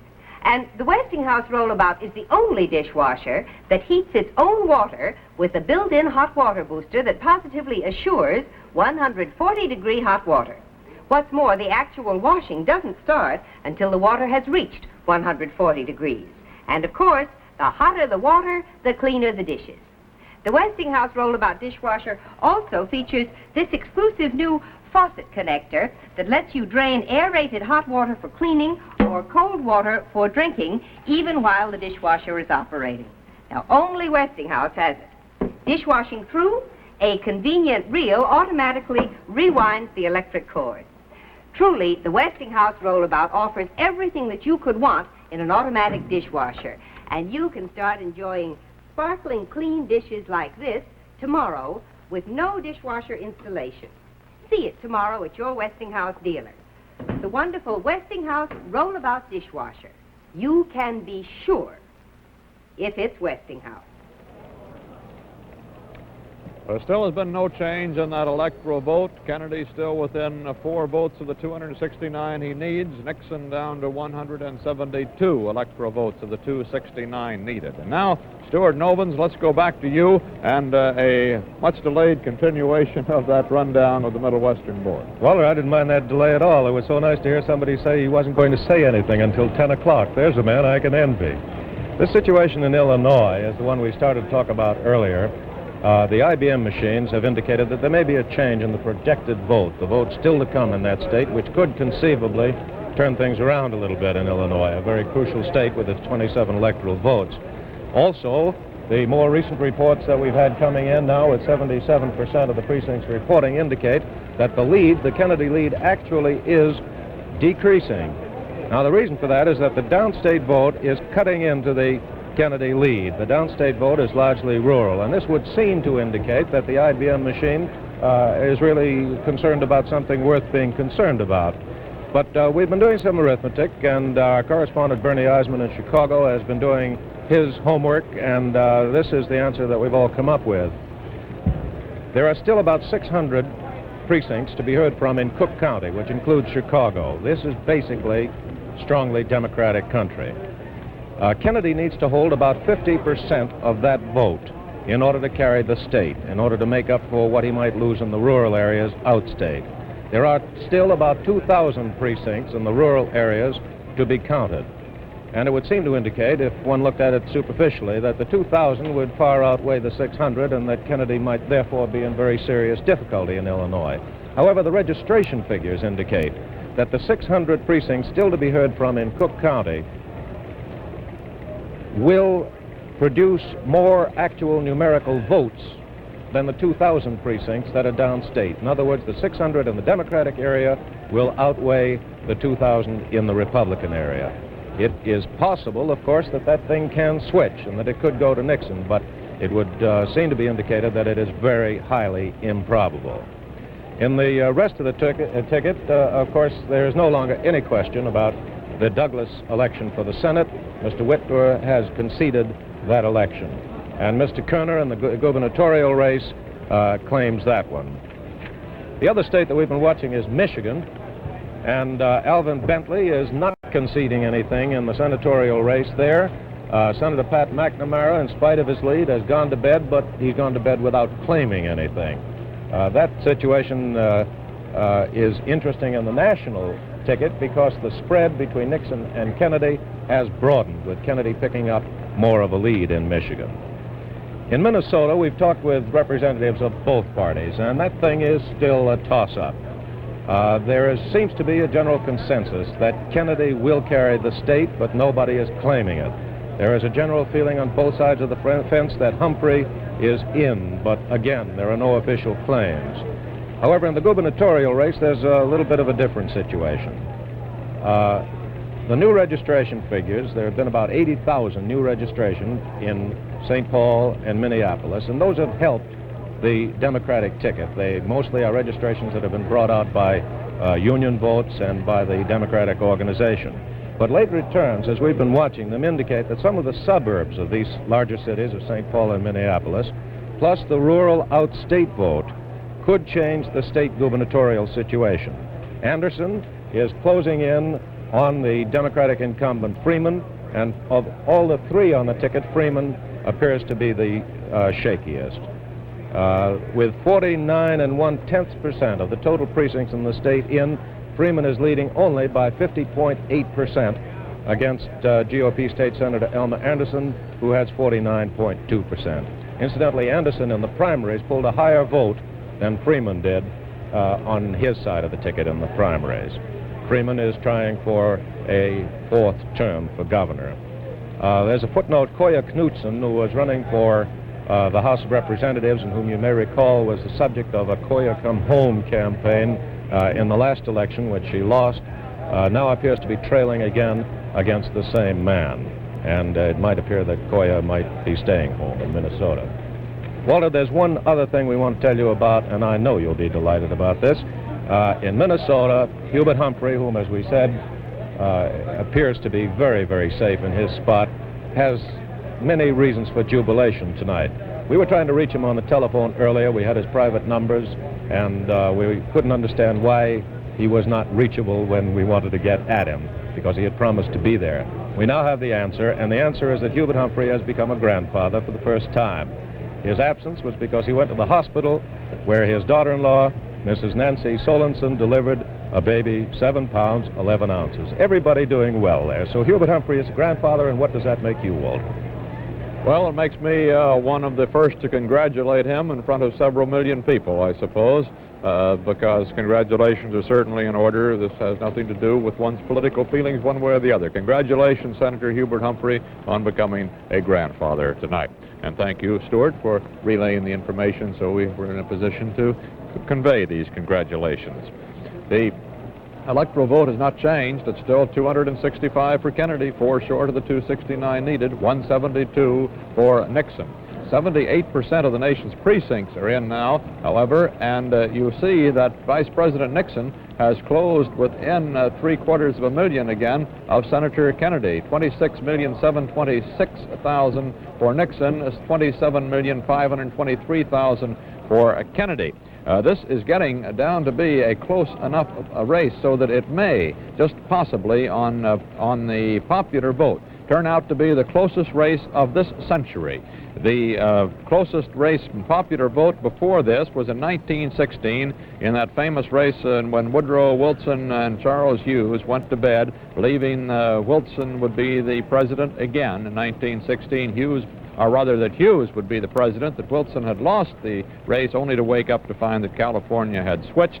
Well, in that race, Woodrow Wilson beat Charles Hughes by just 551,000 votes. This one could turn out to be just as close or even closer than that. At that time, Wilson won in the Electoral College by just a margin of 23 electoral votes, also the closest vote in the Electoral College in this century.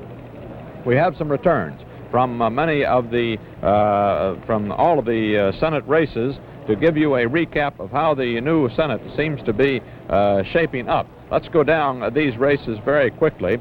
In the South, there were no surprises at all. Every one of the incumbent Southern senators was elected, all of them Democratic, except in that border state of Kentucky, where John Sherman Cooper, the incumbent Republican senator, was returned also. So in the South, all of the all the seats remain in the hands that they were in the 86th Congress. In the Midwest, the story is somewhat different. In Illinois, Senator Douglas, the Democrat, did regain his seat handily, apparently. In Iowa, the Republicans retain the seat that was vacated by the retirement of 67-year-old Senator Thomas Martin. However, the favored Democratic candidate for that post, Herschel Loveless, former governor of the state, was defeated, and Jack Miller becomes the senator from Iowa, a Republican, taking a Republican's seat. In Michigan, Senator McNamara was re-elected. In Minnesota, as you heard, Senator Humphrey re-elected. In Missouri, the Democratic candidate to replace the recently deceased Senator Thomas Hennings, also a Democrat, has won. The new senator from Missouri will be Senator Long. He defeated the Republican candidate Hocker there. In Nebraska, Senator Curtis retained his seat. He's a Republican. In Oklahoma, the Democratic Senator Kerr goes back for another term in the Senate. And similarly, the Republican Senator Munt won his fight for re-election in South Dakota. In the West, In Alaska, Senator Bartlett, the Democrat, has won a full term, the first full term for him with Alaska's new statehood. In Colorado, Republican Senator Alott has been reelected, so has Senator Dworshak, the Republican from Idaho. In Montana, for the seat vacated by the retiring Democratic Senator James Murray, the seat retained by the Democrats, Congressman Lee Metcalf having defeated Orvin Fieri in that state. In New Mexico, Senator Clinton Anderson won handily out there for another term. And in Oregon, the Republican candidate, or the Democratic candidate rather, to replace her deceased husband, Richard Neuberger, Maureen Neuberger, has been elected over Elmo Smith, the Republican candidate. In Wyoming, where Venerable Joseph O'Mahony at 76 retired from his seat so long held as a Democratic leader in Wyoming, that seat has gone to the Republicans. The Republicans made a gain in Wyoming, with Keith Thompson defeating Ray Whitaker in that state. In the East, Hale Boggs, the Democratic candidate for the Republican candidate for the seat from Delaware, has been elected, defeating Senator Freer, the incumbent. So the Republicans picked up a second seat in Delaware. Senator Freer being defeated, the only incumbent senator to be defeated in this race. The incumbent Republican candidate from Maine, Margaret Chase Smith, defeated her female rival, Miss Cormier of Maine, the only race in our history where two women have contested for a Senate seat. Senator Saltonstall has won his campaign in Massachusetts for re-election over Springfield's Mayor O'Connor, the Democrat, despite the fact that Kennedy carried his home state of Massachusetts for the Democrats in the presidential column. In the Republican column also, Senator Styles Bridges of New Hampshire is back. Senator Clifford Case won his fight in New Jersey for a re-election. And in Rhode Island, the Democratic candidate Claiborne Pell defeated his Republican rival Archambault for the seat vacated by Senator Theodore Green, who retired at the age of 93 from the Senate. The oldest man ever to serve in the Senate of the United States, a beloved figure on both sides of the aisle who will be very much missed in Washington, not only in the halls of Congress, but in society in Washington, where he was a favored bachelor guest at many, many social occasions. He maintained a very active social life in Washington until he finally decided to go back to Rhode Island on this present election.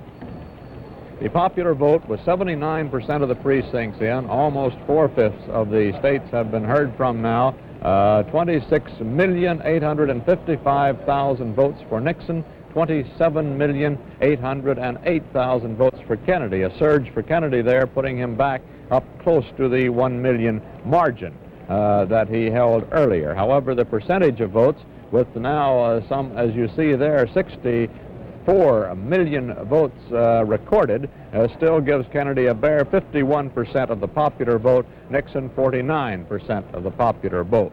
With that high a recording of votes, with still 1/5 of the nation's precincts to be recorded, although most of those are of smaller counts, there is quite obviously going to be a record vote this year. We have already up there the 54 million votes, and the total in 1956 was 62 million, with 67 million needed this year, with the increased number of eligible voters to put the figure over the 60% of eligible voters equaled in 1956. However, there is a very good chance of going over that 67 million, and throughout the United States today, as the polls closed, there were reports of long lines still waiting to vote. Many of areas ran out of ballots, actually, earlier in the evening. This despite the fact that it snowed out in the Rocky Mountain states, was below freezing in many of the northern plain states. It rained through the Middle West. Only in the east and the southern part of the United States, the Southwest and the far west coast, was the weather clear for this election day. A day which will see eventually the election of the next president of the United States. He'll be the 34th man to occupy the White House, and in that little disputed matter of whether Grover Cleveland, who had 2 terms but divided terms, whether he counts as 1 president or 2, he'll either be the 34th or the 35th president of the United States. As things stand now at 4:40 in the morning in New York, and there's Senator Lyndon Johnson in Austin at the Driscoll Hotel. Come in, Austin. Well, I feel as I've always felt about it. I don't think that I'll make any specific observations about states this evening. I'll watch the television program as long as it's on. I'm very interested in what's taking place. I'm very proud of what's happened in Texas and the southern states generally, and in a good many parts of the country. I feel very confident that the people of the nation have indicated that they want to go forward under the leadership of the Democratic Party and its leader, Jack Kennedy. I'm very proud that the Democratic senators have been so successful in their campaigns for re-election, that the Democratic congressmen have met with such success. I think this represents the 4th time that our party has been approved by the American people, and it means that the people approve the constructive and responsible record that the Democrats have ridden. I have every confidence that when the mechanical tabulations are completed, that America will have indicated in no uncertain terms that it intends to march forward and march united. Have you talked to Senator Kennedy the last few hours? Yes, I've talked to Heinz Port 2 or 3 times tonight. I've talked to Senator Kennedy on a couple of occasions. How does he feel about it? Well, Senator Kennedy will speak for himself. What about your, could you sum up, say, in one word, your personal feelings at this hour? Well, I've told you how I feel. I feel very confident that America wants to march forward, and as soon as you complete your tabulations, that the verdict will be rendered, and it'll be a very satisfactory one. I'm very proud of the manner in which the Democratic campaign has been conducted, in which the people have reacted, particularly in my state and in the entire South and the many states that I've visited. I feel very confident, and I think when you complete the counting, that all America will be proud, and I think we have much to be proud of. I think this is one of America's finest hours. Were there any big surprises in the voting for you?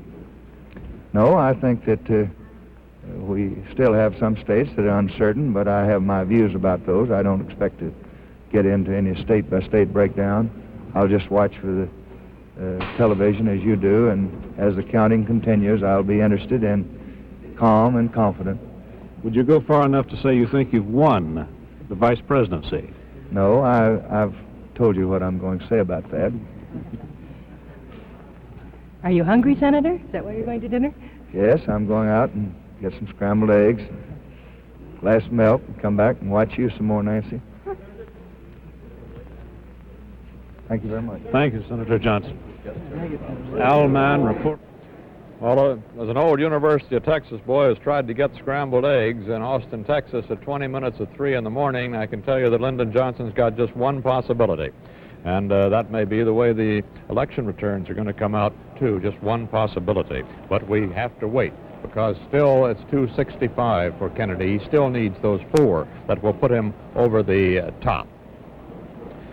I happen to know of a returns watcher who's just as indomitable as the rest of us, and she's standing by right now still. Betty Furness brings us another interesting piece of news from Westinghouse. Well, Walter, I think one of the interesting things is the hour that it's getting to be. It's going on 5 o'clock here in New York, which means we've been in the studio going on 16 hours. Now, it's quite possible that people watching in New York City aren't thinking of running out right this minute to buy a wonderful new appliance, but tomorrow is another day, and for tomorrow, I have some very special news. It's a guarantee of cleaner clothes or your money back. Yes, with the new 1961 laundromat automatic washer, Westinghouse guarantees you must get cleaner clothes or the purchase price will be refunded. And the reason we're so sure that you will get cleaner clothes is because this laundromat gives you so much more washing power. More washing power generated by an exclusive washing action that lifts, dips, tumbles, and plunges your clothes again and again through hot, sudsy water. Then this new Westinghouse laundromat tosses and turns your wash through 2 deep rinses. And just look at what you get. Clothes that are so much fresher and brighter that you'll be amazed and delighted. So, remember my news.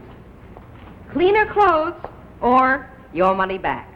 If you buy a new 1961 laundromat from your Westinghouse dealer before December 30th, if within 15 days you don't agree that your clothes are cleaner, your money will be promptly refunded by your Westinghouse dealer.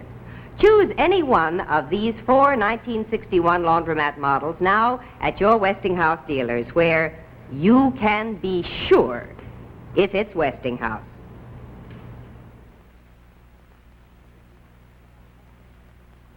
Stay tuned for more election returns on the CBS television network.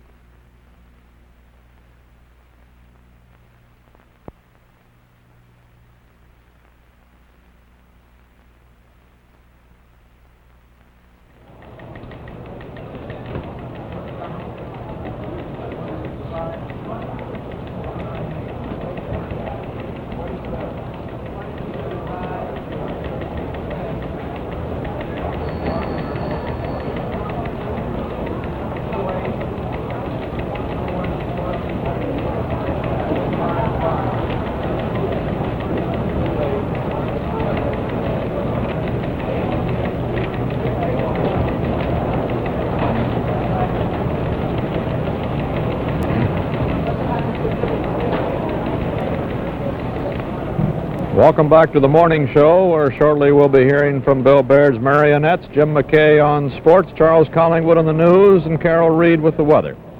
And that's an inside joke, son. This is the CBS News election headquarters, where we're standing by at 4:45 in the morning, still waiting for the states that can determine this election. Although it has gone all evening long in Senator John Kennedy's favor, it appears that the Democratic candidate is on his way to the White House. The Vice President, Richard Nixon, the Republican candidate, has all but conceded the election, but has still withheld that concession and has gone to bed without it. Well, it stands at 265 electoral votes for Senator John Kennedy, 4 short of the number he needs to put him over the top. With Vice President Nixon, it is 172 electoral votes. The critical states that we are still watching for returns that have not come in as yet and have not fallen into either column: Michigan with 20 electoral votes, Minnesota with 11 electoral votes, Alaska with 3, California with 32, where Grant Holcomb says it seems definitely leaning toward Kennedy, and indeed so does it in Michigan with its 20 and Minnesota with its 11. But the decision has not come as yet. Hawaii has 3 votes, Montana 4, New Mexico 4, and the state of Washington 9. And all of those are outstanding as yet. Otherwise, this makeup of the political complexion of the United States in this presidential election year of 1960 is about complete. It shows a trend toward traditional voting patterns, as you see. The solid South, almost solid, Florida and Virginia are still in the Republican column, where they fell in Eisenhower's first race in 1952. Tennessee is in that category, too. The northeastern corner of the United States, Yankee land, is solidly Republican, as always, Maine, New Hampshire, and Vermont. And that belt of plains states are, for the most part, back in the Republican column rather solidly.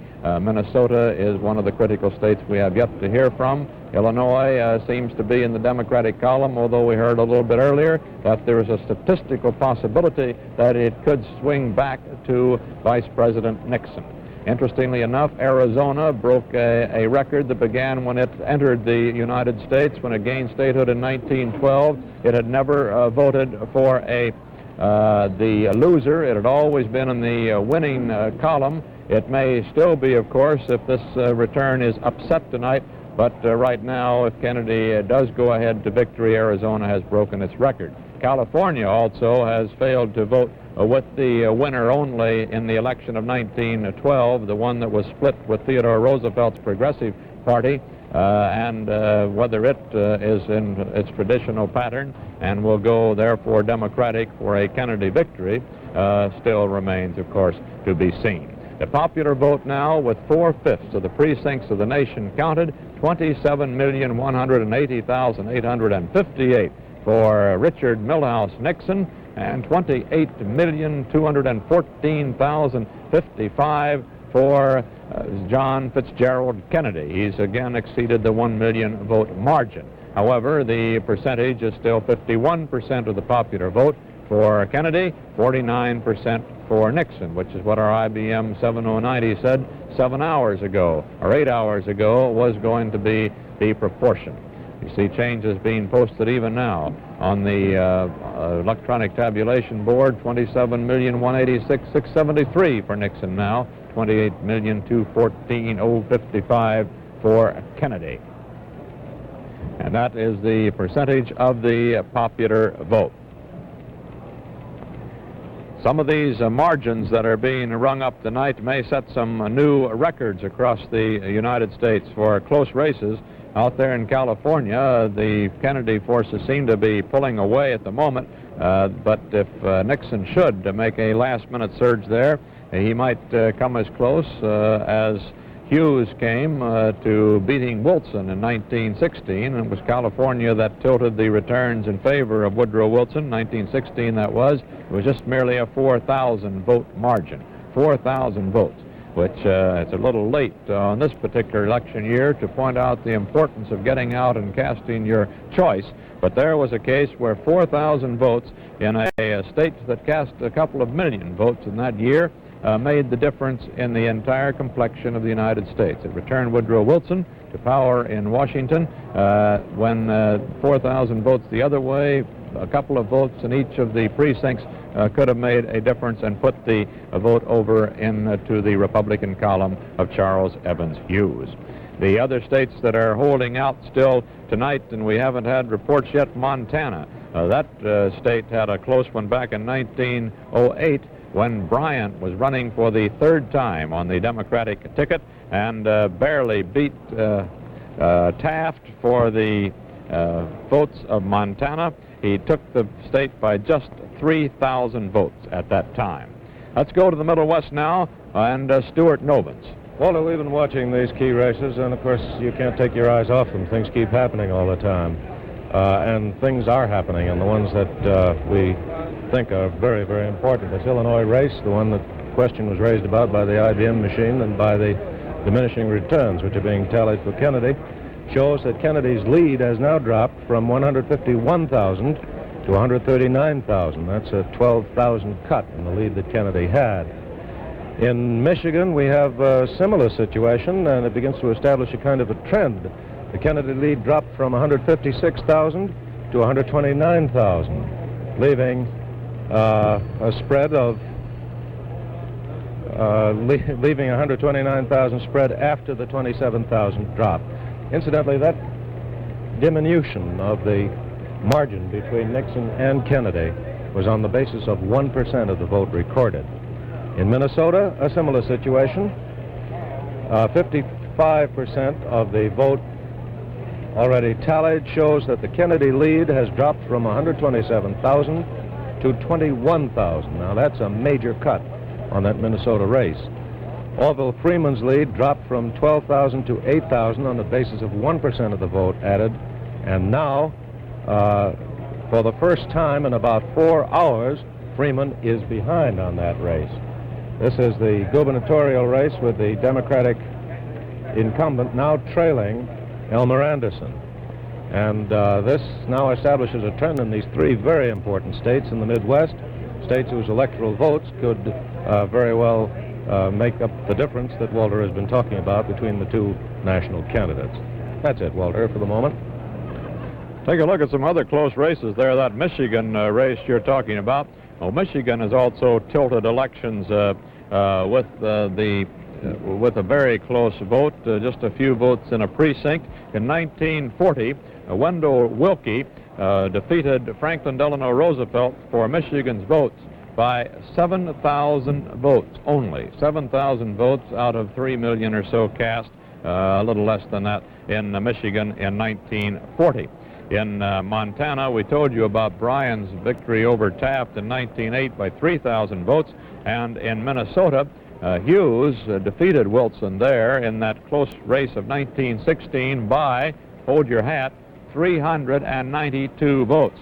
392 votes put Minnesota into the Republican and losing column in 1916. The vote still stands at 51% of the vote for Kennedy now, 49% of the vote for Nixon. Kennedy, 28,340,000. Nixon, 27,275,000. The electoral vote, no change as we wait for these states to make a definite commitment. Kennedy, 265, 4 short of the 269 he needs, and it has been standing there now for 2 hours. It was 2 hours before that that he had the last record recorded in his column. That was, the last one was Nevada at about 3 o'clock when we put Nevada's few electoral votes in his column for 265. He had stood at 261 before that. So it's 265 for Kennedy, 172 for Vice President Nixon. For those of you who may just be getting up, and I suppose we have to start that report now for those who have gone to bed earlier and are now returning with us. Vice President Nixon has gone to bed in California without conceding. He came as close as he could without actually making the statement. He said if the present trend continues, it appears that Senator John Kennedy will be the next President of the United States. A similar statement was made by his vice presidential running mate, Henry Cabot Lodge. And on the other hand, Senator Kennedy has decided that it would be improper for him to make any statement until he hears a definite concession from Nixon, so he has gone to bed also without making a statement. Apparently the only one of the candidates who admits to staying up is Senator Lyndon Johnson, Kennedy's vice presidential running mate, who we heard from Nancy Honchman and from Johnson's own lips in Austin, Texas a short while ago, has gone out for scrambled eggs along Congress Avenue, we assume, in Austin, Texas, and perhaps is sitting in the restaurant right there now, listening to these returns on the television as he enjoys those scrambled eggs. Arizona, as we told you a little while ago, has gone over to the Republicans. It has picked the winning slate every election since 1912. And if that's any indication, and the tradition is not to be broken, perhaps there is still some hope for Vice President Nixon. There are some new figures you see, 28,340,419 for Kennedy, 27,275,305 for Vice President Nixon. Kennedy has pulled back to a million margin, which he had slipped behind, a half hour ago. He was barely 3/4 million ahead a half hour or so ago, and now he is more than a million ahead, as you see. Some 80% of the precincts across the country have been counted. Out in Chicago, we haven't heard earlier this evening in these 10 hours of election returns directly from him, but we've had a lot of reports across the desk that have kept us up with some of the Middle Western states. Now let's get a direct report from Bernie Eisman in Chicago. Bernie? Walter, the machines may not get ulcers, but those of us who use a pencil and paper to figure the numbers certainly may very well, especially the way this Illinois race is going. It is close. Kennedy's lead, as Stu Novins reported a few minutes ago, is narrowed to about 138,000 overall throughout the state. That's with 78.5% of the vote reporting. But this has become a business of counting paper ballot by paper ballot in many precincts. There are still 1,600 downstate precincts to be heard from. There are 546 precincts in Cook County to be heard from. 280 of those are in the limits of Chicago proper. They are heavily populated, and they can be expected to go Democratic. Those in suburban Cook might be close. Kennedy should hold at least 50%. Now, those 546 precincts in Cook County would probably, and this is a well-educated guess, I would imagine now, equal in population at least, those 1,600 downstate precincts. I had always thought that some of the guesses at Kennedy's plurality of 250 and 300,000 in Illinois were somewhat out of line. As we reported during the evening, I said something like 90 to 100,000 might be closer to the mark.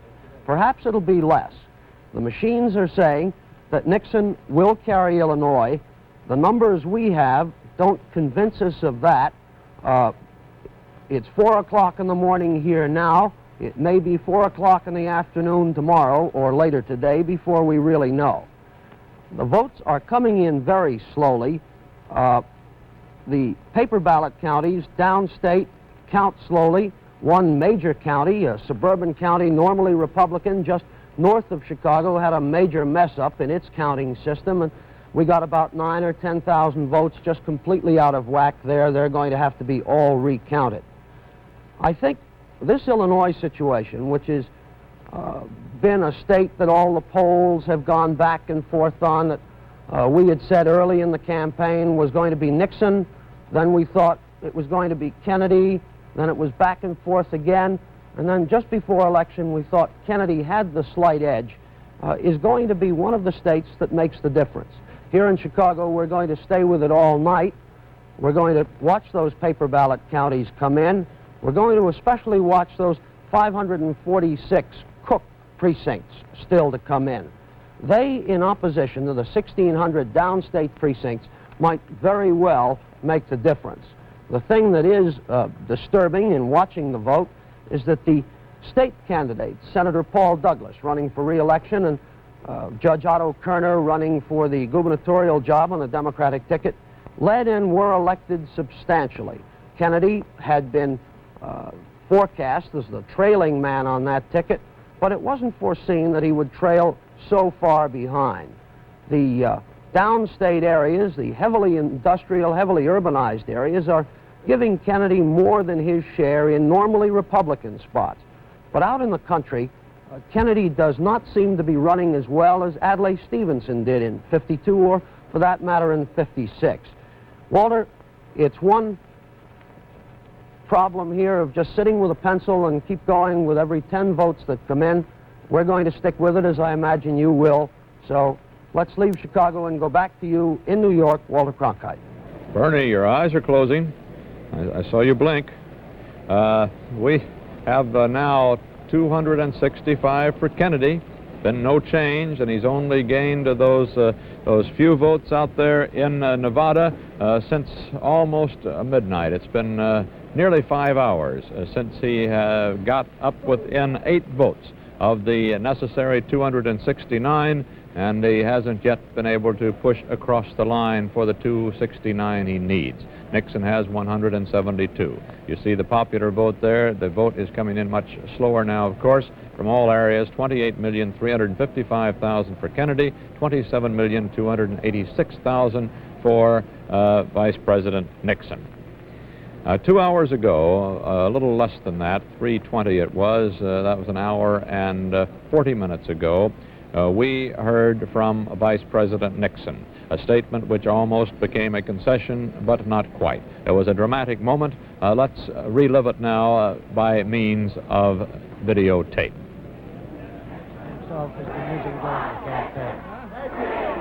Perhaps the crowd is aware of what the Vice President is going to say and wants to delay that moment as long as possible. Thank you very much. Thank you. Thank you. Well, you know, I thought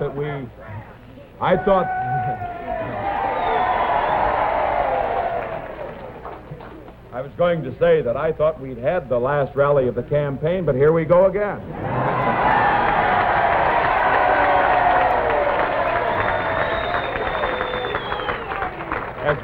As all of you in this room know, and as all of you millions who are listening on television and radio realize, it is normally the custom for a candidate for the presidency or for any other office not to appear until after the decision is definitely known and all the votes are counted beyond doubt.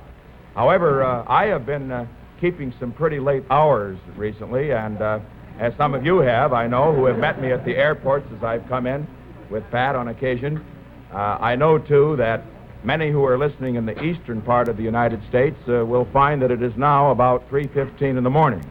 And before the evening was over, I did want to have the opportunity to speak to those in this room who have been with us during the day, and also to those who are listening on television, to say these things. First, to express to all of you who have done so much in this campaign our appreciation. Words are really inadequate at times like this. We can only try to let you feel what we have in our hearts. And I can say...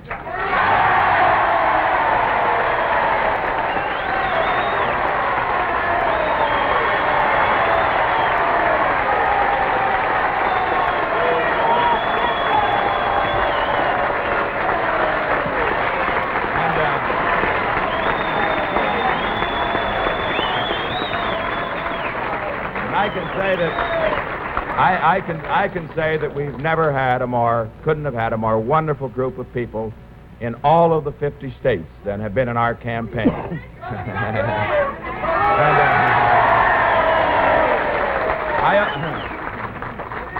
And then too,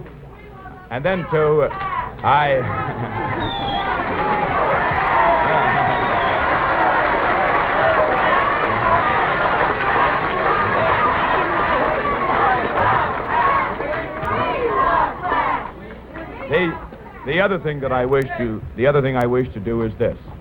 I am sure that many are listening here who are supporting Mr. Senator Kennedy. I know, too, that he probably is listening to this program. And while the...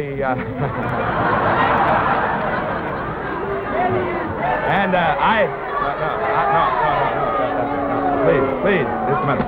And as I look at the board here, while there are still some results still to come in, if the present trend continues, if Mr. Kennedy, Senator Kennedy, will be the next President of the United States.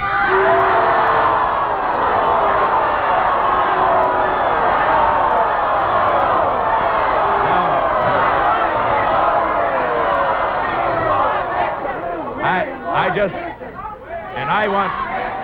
Excuse me.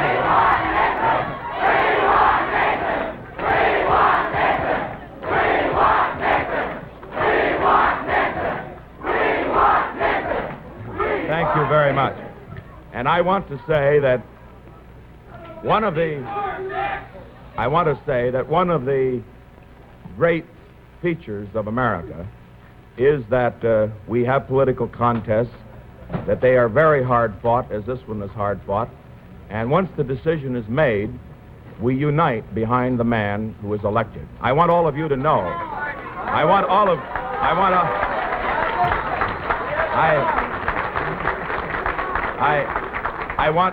want Senator Kennedy to know, and I want all of you to know that certainly if this trend does continue and he does become our next president, that he will have my wholehearted support and yours too.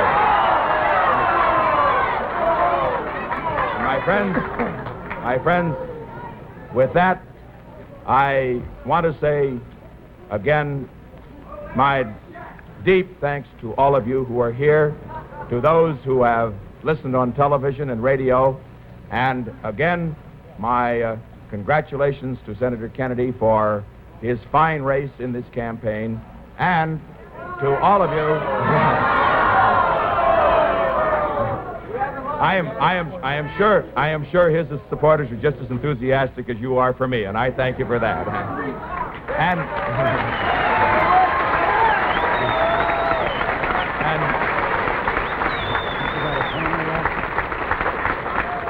And while because of interruptions, which I understand, I have not been able, perhaps, to make this as coherent a statement as I might have wanted to, I do want to say that having been to all of the 50 states of this nation since the nominating convention in Chicago, having seen the American people, seen them by the hundreds of thousands and perhaps the millions in the towns and cities of America, that I have great faith about the future of this country.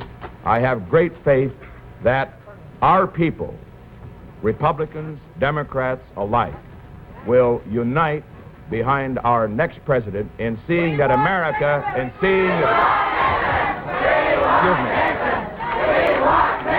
that they will unite behind our next president in seeing that America does meet the challenge which destiny has placed upon us. And that challenge is to give the leadership to the whole world, which will produce a world in which all men can have what we have in the United States: freedom, independence, the right to live in peace with our neighbors.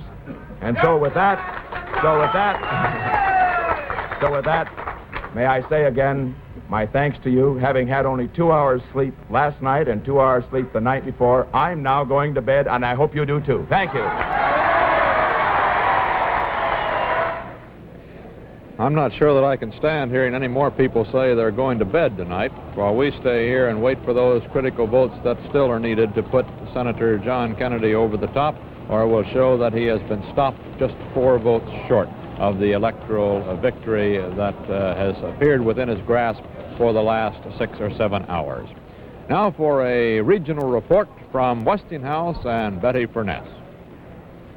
Well, this time it's about another of our architect-designed Westinghouse Total Electric Gold Medallion homes here in Canton, Ohio. Beautiful, isn't it? And those 3 separate roof lines really add to the beauty and character. It was designed by distinguished architect Jack Morse. He's supposed to meet me here somewhere. Here I am, Betty, up here in the crow's nest. Say, doesn't that look like fun? Comfortable, too. Well, it's really for the kids, but it is fun. Let me show you around. Very attractive. And I see that you've specified Westinghouse baseboard electric heating throughout. Well, in a spacious, decentralized home like this, I find Westinghouse baseboard heating very practical because you can control the heat individually in each room. Of course, Jack, we've always said that the heart of every total electric home is clean, convenient heating and cooling.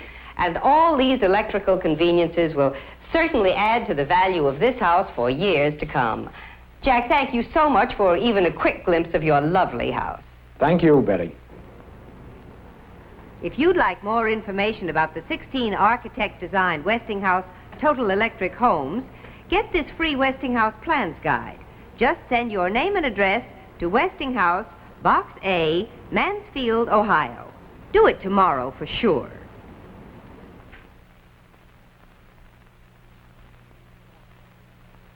Stay tuned for more election returns on the CBS television network.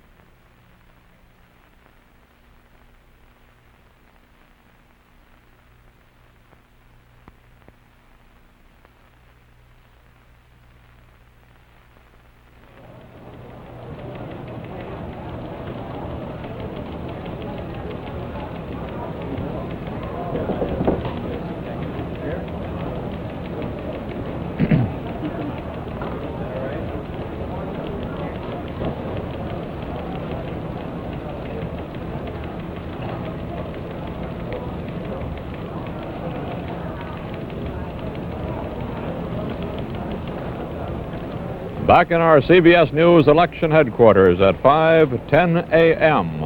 on the morning after the election for the presidency of the United States, which has turned out to be far closer at this hour than anybody dreamed it would be 7 or 8 hours ago.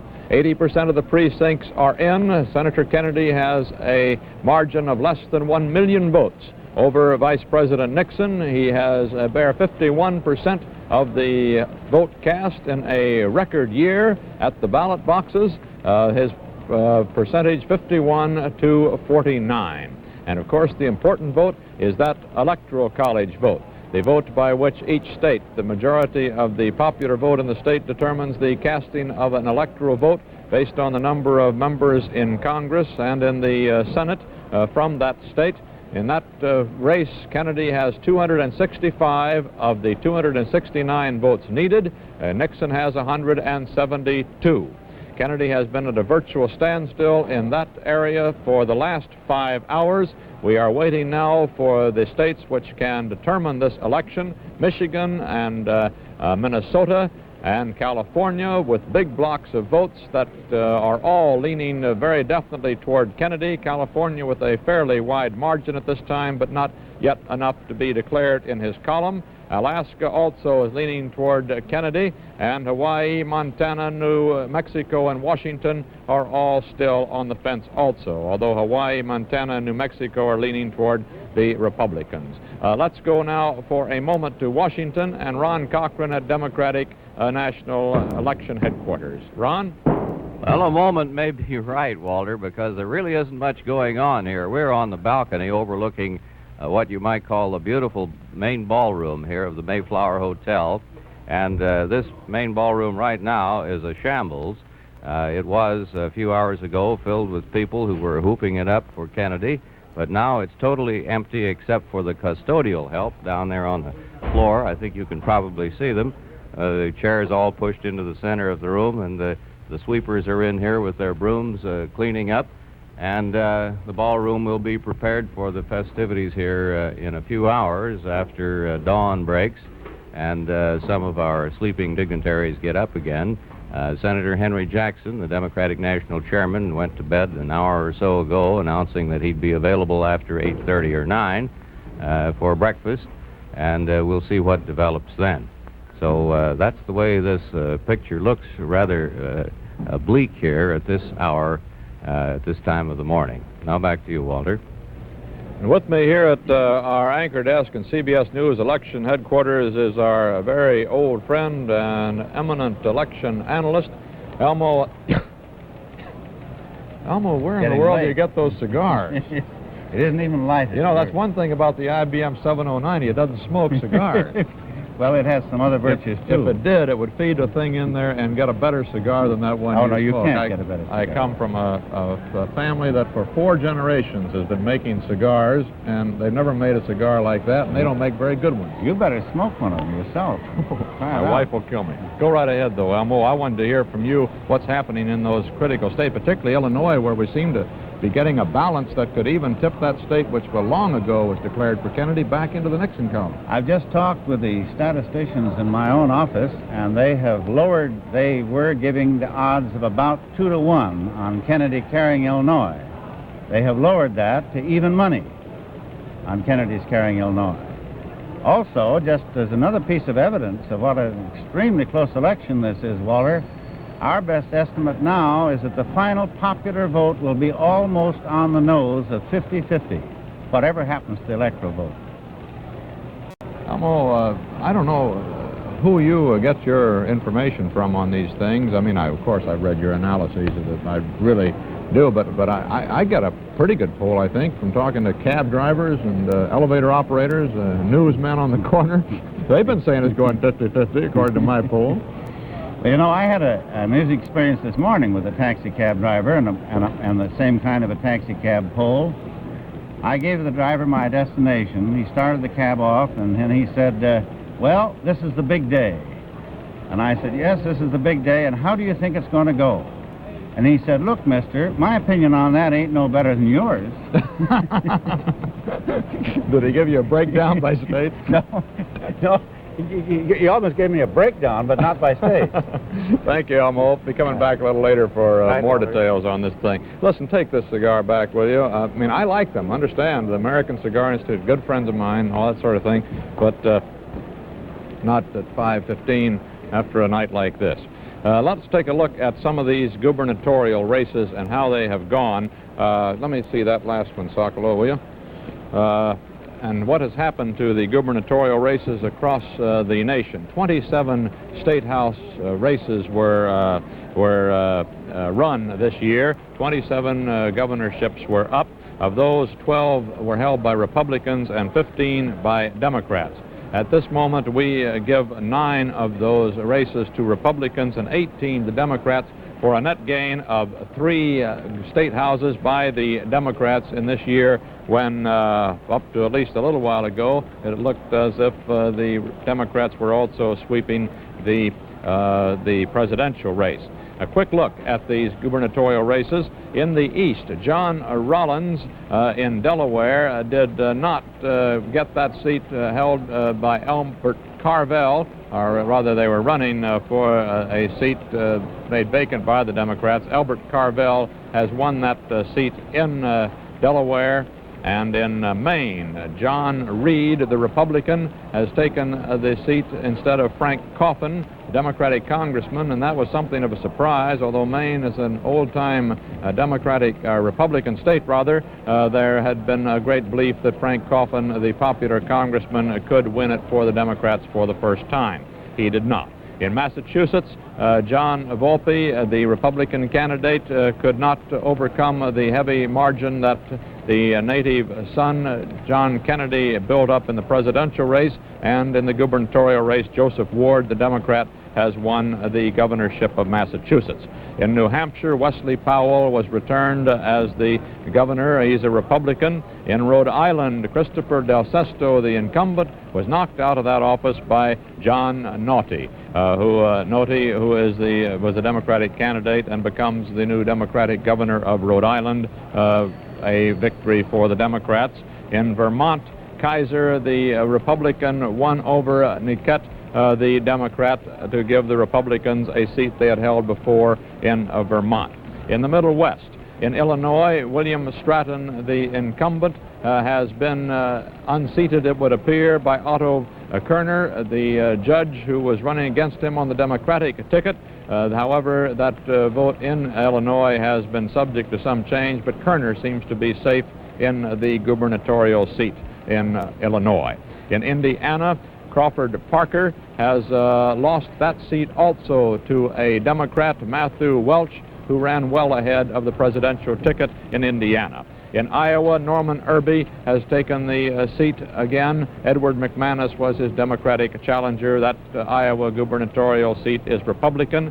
In Kansas, John Anderson, the Republican, defeated George Docking, running for an unprecedented third term as a Democratic governor of Kansas. George Docking has been defeated in Kansas.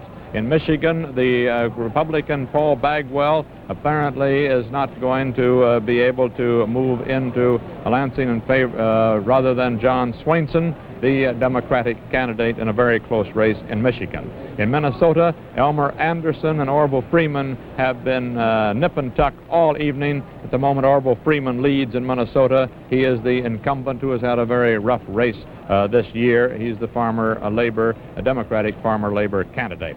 In Missouri, Edward Farmer, the Republican challenger, did not get the seat. John Dalton, the Democratic candidate, did. In Nebraska, John Cooper has lost to a Democrat, Frank Morrison, to give the Nebraska state seat to the Democrats. And in North Dakota, C.P. Dahl has lost to a Democrat, William Guy. In South Dakota, Archie Gubrod has lost to Ralph Herseth, a Democrat, the incumbent, the governor of that state of South Dakota. These states, I should point out, I've been saying they are lost. Let me correct that a little bit. In South Dakota, in Nebraska, in Montana, in Michigan, these are all leading votes there. Those are all the Democratic areas where they lead. In Wisconsin, Ralph Keene has apparently lost to the incumbent, Gaylord Nelson, who has gotten by with a somewhat narrower victory than expected in Wisconsin to retain that seat for the Democrats. So in the Middle West, the Democrats have elected 5 and are leading in 4 for a total of 9 seats, which would give them a net gain of 1 in the Middle West. In the West, Paul Fannin in Arizona, the incumbent Republican governor, has won again. Lee Ackerman is defeated there. And we are now declaring the state of Michigan for Senator John Kennedy. That puts Michigan's important block of 20 votes in Senator John Kennedy's electoral column, and that gives him the election for the presidency on the basis of our tabulation here at CBS at this hour. 20 votes gives him 285 electoral votes, the 20 votes coming from the state of Michigan. We point out, however, that we have been talking for some time about the possibility that Illinois, with 27 electoral votes, 7 more electoral votes than Michigan carries, could still go over to the Republican column. This would not be enough votes, however, to upset the Kennedy victory at this point in the returns. It would still be a Kennedy victory. 265 votes Kennedy had at this point. He gains 20 from Michigan, and that gives him 285 electoral votes. We will continue with this count and give you more returns as they come in, more details of the Michigan vote as soon as we get them here in our CBS News election headquarters. The hour is 5:23 a.m., and that's as late as we've had any figures of this nature for a long time in elections. Sig Mickelson, our CBS president of CBS News, what do you have to tell us on Michigan? Is that what you're about to report? No, I was just going to report that AP apparently is declaring Michigan at this point for Kennedy, which, of course, in the basis of the computations we're showing, would put Kennedy into a position where he's over that, over the number of electoral votes necessary to elect. But I think you've got to be very cautious about it because there's a possibility of a change in Illinois, and there are also some of those electors who are in question, for example, the Mississippi slate. So I don't think it's possible at this point. I just wanted to caution you that this means that Kennedy is inevitably in and elected as president. But right. Sig, as a matter of fact, we have not counted Mississippi since early in the evening in that electoral column for Kennedy. Those 8 electoral votes of Mississippi are not counted. We might point out, however, that also there's some question about Georgia's electors. If it's a close enough vote so that the South could hold together and not cast their electoral votes in the Democratic column and thereby throw it into the House of Representatives, some of those Southern electors might pull back from their pledge to vote. Well, I believe the figure is 6 in Alabama, too, isn't it? Who 6 are not necessarily pledged. That's right. Which, combined with Illinois, if Illinois should reverse, and the latest figures in Illinois show that there is a declining margin for Kennedy in the state of Illinois, although it's held relatively constant now for the last couple of hours. So it's still in doubt. That's my point. That's right. And Illinois actually would. I think in my early calculations and arithmetic here, as I was sitting here, I don't know if I'm standing or sitting here at 5:25, but as I did this, I think that I said that Illinois' switch would not put Kennedy below the 269 again, but it would, of course. It would put him down to 258, and that, of course, is again not enough. He needs 269, so he'd be 11 votes short. 11 votes that could come from the South at some time. Well, in other words, the key to a Kennedy election right now is the ability to hold on to Illinois. And if he's able to hold on to Illinois, it looks, of course, as if he's definitely in. That's right. And if he increases this margin out in California so that thing can be declared any time in the near future. And then, of course, Minnesota is still headed in his direction, although that's tightened up to the point where we probably won't know for several hours what will ultimately happen there either. Right. However, it's highly likely that at 5:23 on this day after election, D+1, we found out who the next president of the United States would be fairly definitely. It looks as if we may know by now, yes. You're as hard as a politician to get a concession out of, Sig Mickelson. Right. Okay. There you heard it. I think in that dialogue, we pretty well explored what the possibilities are at this moment. Let me go down this list of governors that we started on then again. We were in the east with Christopher Del Sesto in Rhode Island, losing a race to John Noughty. Kaiser in Vermont has been elected as the Republican. We'd gotten over to the Middle Western Board, too, and had gone through that one, I believe. And we were back over in the west. We had finished with, let's see, Paul Fannin in Arizona, elected over Lee Ackerman. In Montana, Donald Nutter is elected the Republican over Paul Cannon, the Democrat, to keep that seat in the Republican column. New Mexico, Edwin Meacham is leading John Burroughs, the incumbent governor of New Mexico at this time, but it is still a close race out there, as you see. In Utah, George Clyde, the incumbent Republican governor, has won over William Barlocker, who challenged him for his seat there. In Washington, Lloyd Andrews, the Republican challenger, apparently is losing to Andrew Rossellini, the Democratic incumbent. In the South, of course, all of these are Democratic winners in the South. although in North Carolina for a short while Robert Gavin had a little lead, but now it looks has been declared elected in Arkansas, Florida, North Carolina, Texas, and West Virginia for the Democratic candidates. Faubus in Arkansas, Ferris Bryant in Florida, Terry Sanford in North Carolina, Bryce Daniels goes back for his fourth term in Texas, and Wally Barron has won in West Virginia. That is a rundown of the gubernatorial races. As we reported earlier, the Democrats have picked up 3 state houses from the Republicans in these 27 seats that were up in the gubernatorial races this year.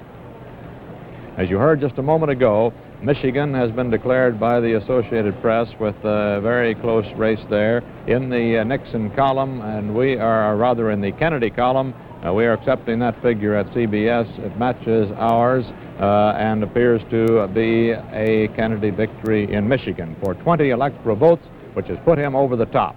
285 electoral votes. He needs only 269 to be assured of the presidency when the Electoral College meets the middle of next month. It meets, as we have told you before this evening, the electors of each state meet in their state capital. There they cast their ballots, usually along the lines that they have been pledged to do, and these ballots are transmitted by mail to Washington. We're in a joint session of the House and the Senate, a joint session of Congress, 2 mahogany boxes, one holding the presidential votes, one the vice presidential votes, are opened in the presence of a bipartisan committee. The votes are counted and the winners are declared. Let's go to Austin, Texas now, where Nancy Honchman is still up at the Johnson election headquarters. Come in, Nancy. You're the only one up, it looks like. Well, Walter, there aren't very many of us around here, and of course Senator Johnson is across the street at the PK restaurant having himself something to eat. He's having a very gay time. He's surrounded by his friends and some of his staff. He looks happy and confident.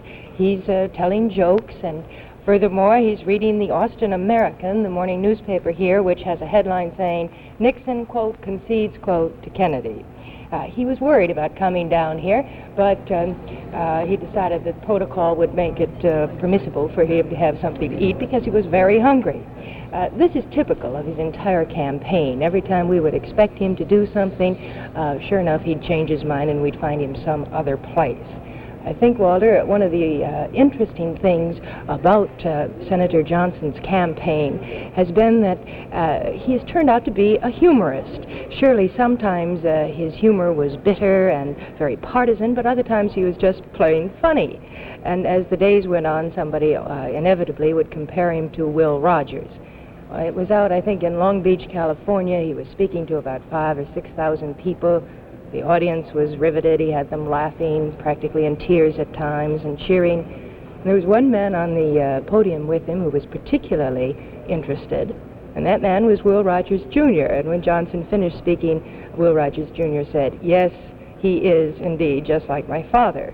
So for those of us who have been following the Johnson campaign activities, we've had some good fun out of it from time to time, particularly in a campaign that hasn't been known for its humor. Nancy, I really am very appreciative of your efforts out there tonight, particularly that mention of the PK restaurant, because in all my years in Austin, on the Daily Texan and writing a column and doing a radio show down there while I was in college, I never got one plug in for the PK restaurant. And now we've done it over an entire national network from coast to coast, and I thank you for it, Nancy. Well, Walter, there was one of your former colleagues over there, and he asked me if I You mean old Joe's still behind the counter? No, it wasn't old Joe. It was a newspaper man whose name escapes me for the moment. But he was over there talking to Senator Johnson. Johnson was telling him about all the people he had telephoned to all night. I think Senator has been on the phone more than he's been off. He's talked with Senator Jackson, Southern leaders. As he mentioned, he's talked to Senator Jack Kennedy several times. Nancy, Senator Lyndon Johnson, assuming now that the Kennedy-Johnson ticket have been successful and will be the president and vice president respectively come January, will be resigning from the Senate seat he won again through that so-called Garner law in Texas permitting him to run for 2 offices simultaneously. He'll be resigning from that seat, and I assume that Governor Price Daniels, who was reelected tonight, will be naming a loyal Democrat to the Senate. Do you have any clues down there as to who the senator may be who will take Lyndon Johnson's seat? Walter, I've asked about that constantly. I don't get any clues except there's a rumor, unfounded, I base it on nothing except rumor, that Bill Blakely could have the spot, the appointment. He, as you recall, was appointed for an interim Senate appointment previously. Then, as you probably know, the Texas law reads that an election must be held within 30, I think, to 60 or 90 days immediately thereafter. And, of course, anyone can enter that Senate election, and there are a lot of names popping up as possibilities to run in that. We haven't been able to find out just when Senator Johnson will resign, if the trend goes as you've been forecasting. He won't talk about that. I've also asked him continuously about who will be his successor. Publicly, he won't say. But as you probably know, Senator Richard Russell of Georgia yesterday said that Senator Mike Mansfield of Montana had overwhelming support in the Senate for that job. I asked him if there was any way that this could go to somebody else, and he said only with the remote possibility that Senator Kennedy would object. Well, thank you very much, Nancy Hodgman. Walter, Yeah. just a minute. I have a last-minute message coming in here from the PK restaurant. Tell them not to send messages, send food. I wish they would. Senator Johnson has just said, we're not there yet. We hope we will be. So that's the last word from Austin, Texas. Well, then tell Senator Johnson to send food. I will. All right. And he'd be just the one to do it. He wants to make sure everybody's comfortable. He would indeed. When we did that Westinghouse presidential countdown show that you remember from his ranch out there at Johnson City, he certainly fed us well with the barbecue and all the rest of it. Indeed. Yeah. Thank you very much, Nancy Hodgman. We've been talking here about what happens to the apparent winners in this election campaign. We might talk a little bit about what happens to the losers, too. And oddly enough, in this American political system of ours, we have no provision for those who lose in the presidential races. As a matter of fact, many of them sink almost into oblivion, it seems. There have been suggestions that we should not lose men who are considered by their parties and by millions of Americans to be a suitable material to lead this nation. We should not lose their services by letting them pass out of government service. As a matter of fact, the defeated vice presidential candidate tonight, apparently defeated candidate, Henry Cabot Lodge himself, when he was a senator, proposed a constitutional amendment that would permit defeated presidential candidates to serve in the Senate as senators at large, a proposal similar to that for past presidents of the United States.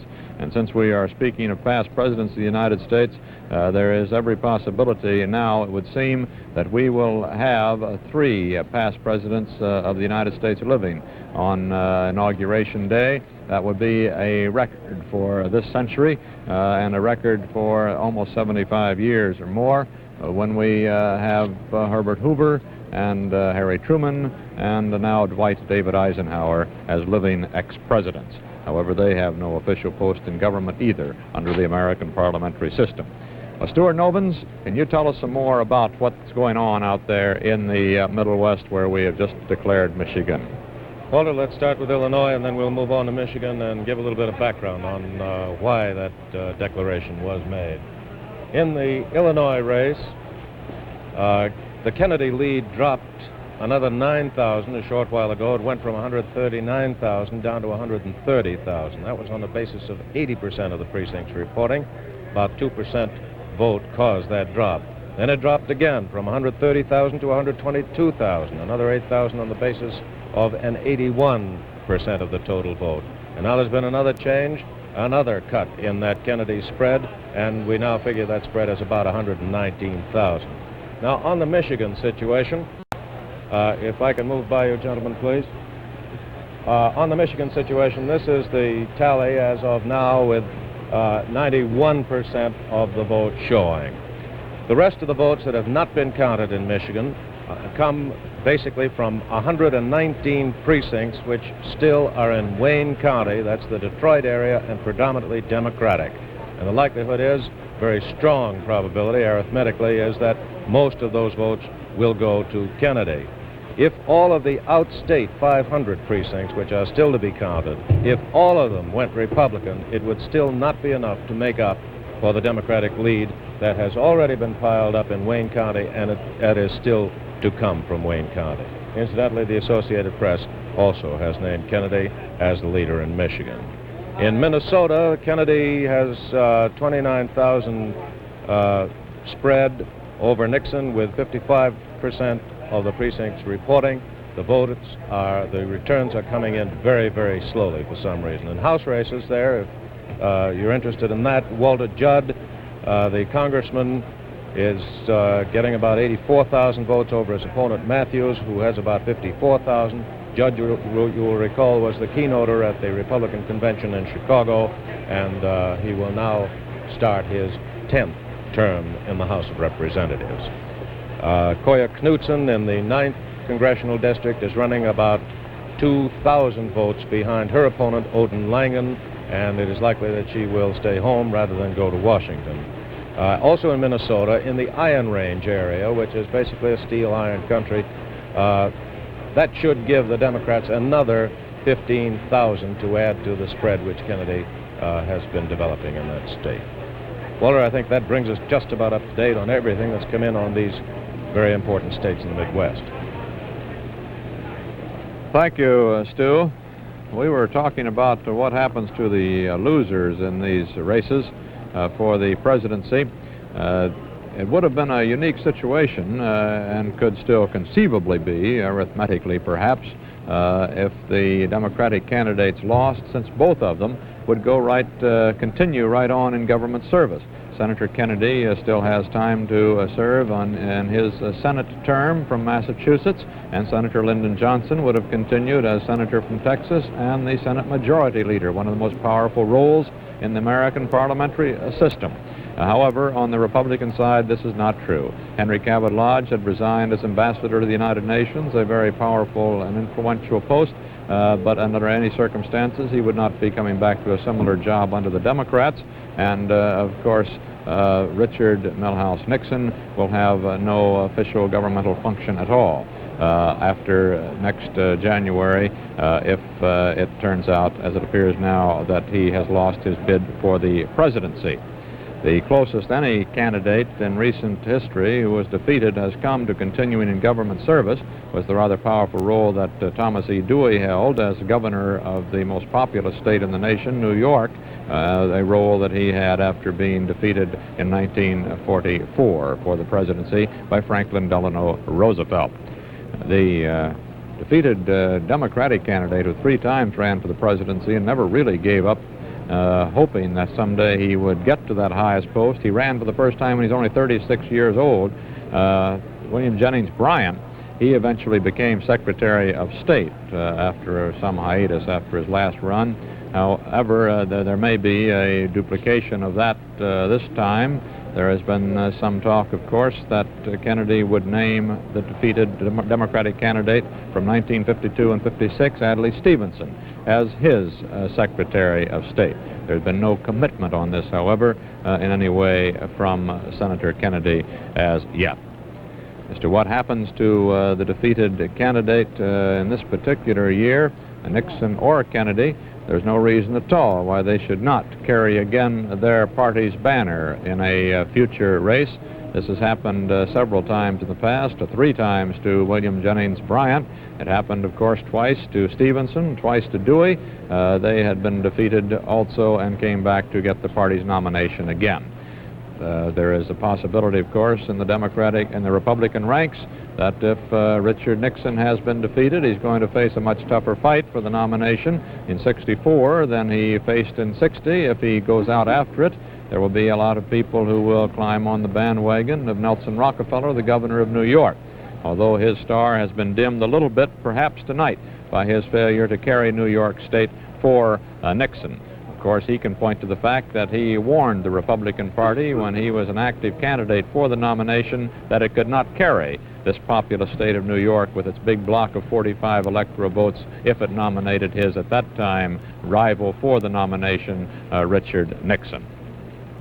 The vote as it stands now, with 81% of the precincts in, 29,062,000 votes for Kennedy, 28,065,000 votes for Nixon. So that Kennedy is still just a little bit under a, well, with that change, let's go back to that board, because we just had a change that makes a little difference.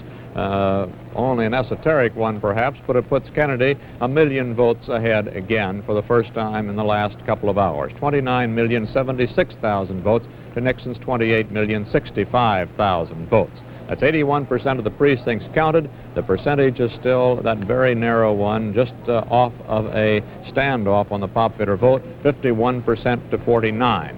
The electoral vote, as we reported to you earlier, now stands at 285 electoral votes for Kennedy, with 269 needed to win. Michigan's falling into the Kennedy column with its block of 20 electoral votes, put Kennedy over the top for the presidential election. Nixon has 172 votes. As we record them at the moment, he has not added to his total in the last couple of hours.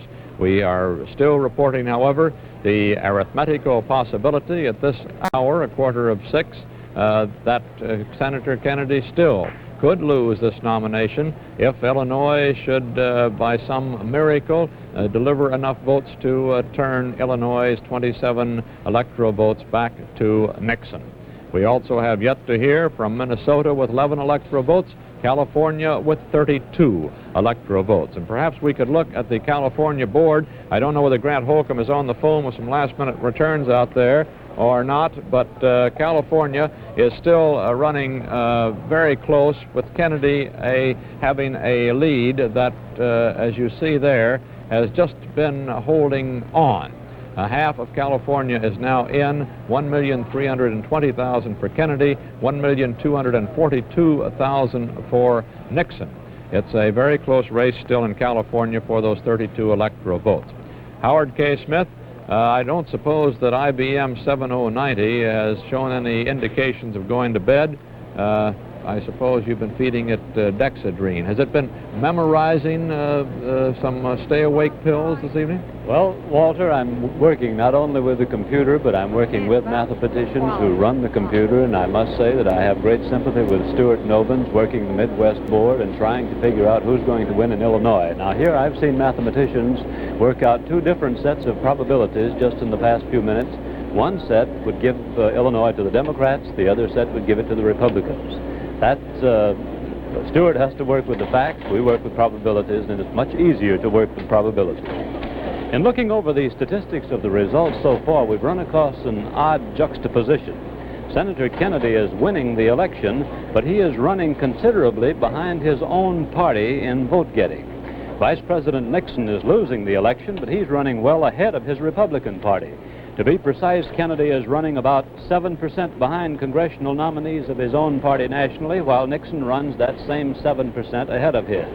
Kennedy is holding about 50 or 51% of the popular vote, while Democratic House nominees throughout the nation are getting 57 to 58% of the popular vote in the nation.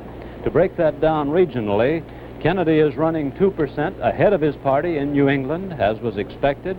He is, however, running 2% behind his party in the Middle West, and in the South he is running 20% behind his own Democratic Party's nominees. We do not have figures for the West. So we appear to have a position that is the reverse of the last two presidential elections, in which Eisenhower ran far ahead of his party to win, and now Senator Kennedy is running considerably behind his party to win. Back now to you. Howard, before you go away, earlier, with similar figures in, you gave an indication of a belief that this was, I think it was from over there from you, that this probably reflected the Catholic vote, or the anti-Catholic vote, where the Democratic candidates for Congress were picked up, were running ahead. Is that still your assessment over there? I should think that would account for the major part of it, yes. However, according to our computations, Kennedy has not got as large a proportion of the Catholic vote as we expected he would. I think we calculated 70 to 80%. He got something like 62%. However, those are computations made tonight, and we could correct those. But Howard, it is interesting, as we reported earlier, this will be one of the rare occasions when a presidential candidate has failed to gain in a presidential election year an increase in Congress for his own party. Since the Civil War, it has only happened 4 times previously. That was to McKinley in 1896, to Taft in 1908, to Wilson in 1916 in that very, very close election, so that that one would hardly even count in this area. And Eisenhower, despite his heavy majority in 1956, which you just reported, Howard, he failed to carry an increase in the House for the Republican Party. However, that was the Eisenhower tradition, practically. He ran way ahead of the Republican Party throughout. It is somewhat surprising, as you note, though, that Kennedy has not been able to do the same thing. Incidentally, only 3 times in our history since the Civil War, since modern political history, has the president failed to carry the House with him, and one of those years was that same Eisenhower year of 1956. Also, another one was that Wilson year of 1916, and the third one, however, was Hayes in 1876, when, again, it was an election, the closest in modern history, an election with only 1 electoral vote separating Hayes from Sam Tilden. That was an election, incidentally, you know, that was going to the House of Representatives because the Democrats, Sam Tilden's party, claimed election frauds throughout the United States, enough to have certainly given Sam Tilden the election in this very close run. At that time, the House of Representatives, because it was not a question actually of a split vote with a third party holding the balance of power, the House of Representatives, very wisely, it turns out historically, decided to appoint an electoral commission. The commission examined the irregularities, and then by making a compromise, quieted the Democrats. The compromise was that federal troops would be pulled out of Louisiana, which they were still occupying in that year, just 11 years after the Civil War. On the basis of that compromise, the Electoral Commission appointed by the House of Representatives certified the electoral vote as it came through in the election. I think it was 185 for Hayes, 184 for Tilden, and the Republican candidate Hayes won. But he did not carry a Congress with him. That was a Congress that actually was against Hayes, and yet it voted him into office, showing the high caliber of statesmanship that our congressmen can rise to when the future of the nation and our democratic processes are at stake. That was quite a speech, wasn't it? The president is at 82%. Now, the presidential count from the precincts, Kennedy has 29,196,000. He's gone a million ahead again. Nixon has 28,178,000. And the electoral vote, as we reported to you, 285 for Kennedy, enough to win. Nixon 172. We're still watching, however, for the returns from Minnesota and from California, the 2 largest block of votes still out. California has 32, and Kennedy has a lead there, which could perhaps not be called comfortable yet, but is substantial. Minnesota, he also has a lead for the 11 electoral votes of Minnesota. In Washington, where 9 electoral votes are out, the 3rd largest state still to be committed, the race is going, it's a seesaw race in Washington so far. Charles Kuralt may very well turn out to hold a balance of power again if this race goes even tonight, and could possibly be thrown into the House of Representatives by the South holding out some of its electoral votes. Charles, give us a report now on how the South looks, and if you'd like, comment on that situation. Well, Walter, at this hour of the morning, I suppose you have to survey all the possibilities with the gray light and the last milk wagon having gone by. And it still seems possible, if not probable, that unpledged Democratic electors in the South could name the next President of the United States.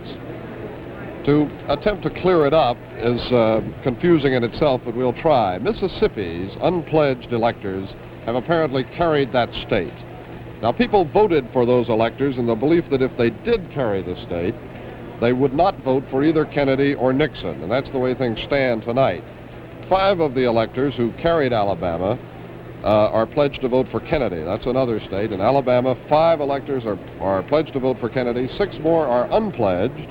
2 say they positively won't vote for Kennedy. Now, in Georgia, the electors are all unpledged. We were told on the highest authority earlier in the evening that they would vote for Kennedy, and 7 of them have publicly promised to do so, but legally none of them have to. So that leaves 36 possible unpledged electors who could get together to name the next president if it came down to that, which it very likely won't. Now, to complicate this reckoning still further, we've learned that the Mississippi electors for Kennedy, who, as you can see from this board, are less than 4,000 votes behind the unpledged slate, have refused to concede the state to the unpledged electors, and there appears to be a chance, though it's a very slim one, that Mississippi might yet slip into the Kennedy column when they start counting down there again this morning, which would make this whole discussion even more academic than it probably already is, Walter. Charles Geralt from Charleston. We're going to, in a moment, talk to David Butler, a professor of military science at Illinois, former Don at Oxford, and we're going to talk to him about the comparison of this race with the British race and some of the things he has observed here in just a moment. But now we'll have more reports as they come in from across the nation, of course, right after we hear from Fred Davis with something new from Westinghouse. An experiment in dishwashing, Walter. Here's a frying pan covered with liver and bacon, tough to clean. But Westinghouse has found a way to clean it without scrubbing or soaking. It's an almost fantastic kind of dishwasher. Now watch the dirt go.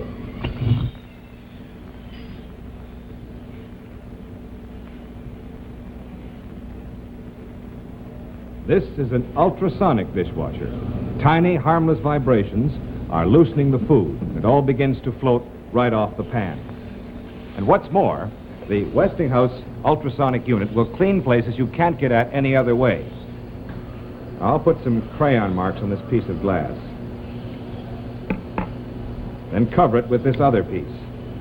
Now, you can't get at the crayon marks to clean them off, but the Westinghouse ultrasonic can.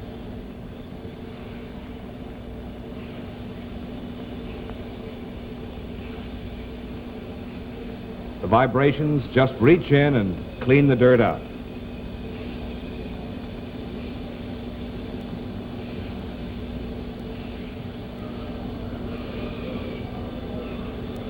Now, this unit is a research model.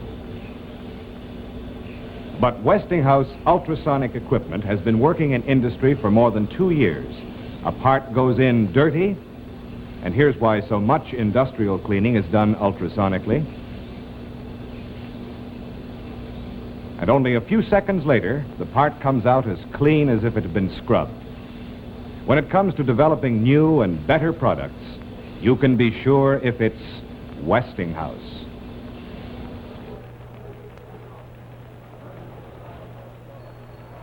Stay tuned for more election returns on the CBS television network.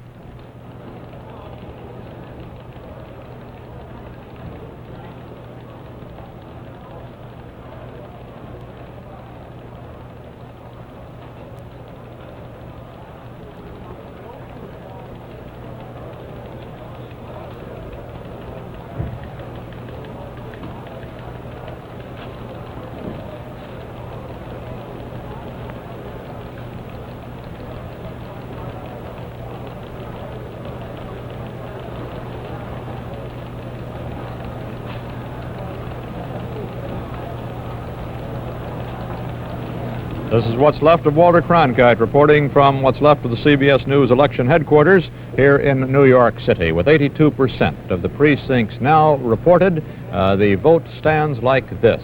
Kennedy, 29,247,000. Nixon, 28,238,000. 1,000. So Kennedy again is back in a lead with a margin of more than 1 million votes, although it is a very narrowly a 1 million vote margin now. His percentage stands at 51% of this popular vote. Nixon has 49% of the vote, a vote which is nearing 60 million and seems destined to go over the 62 million record vote of 1956, perhaps to 67 million votes, which would give the 60% of the eligible voters. That was the record in 1956. We believe that Senator John Fitzgerald Kennedy, the 43-year-old senator from Massachusetts, will be the next president of the United States. On the basis of our electoral vote, we show him with 285.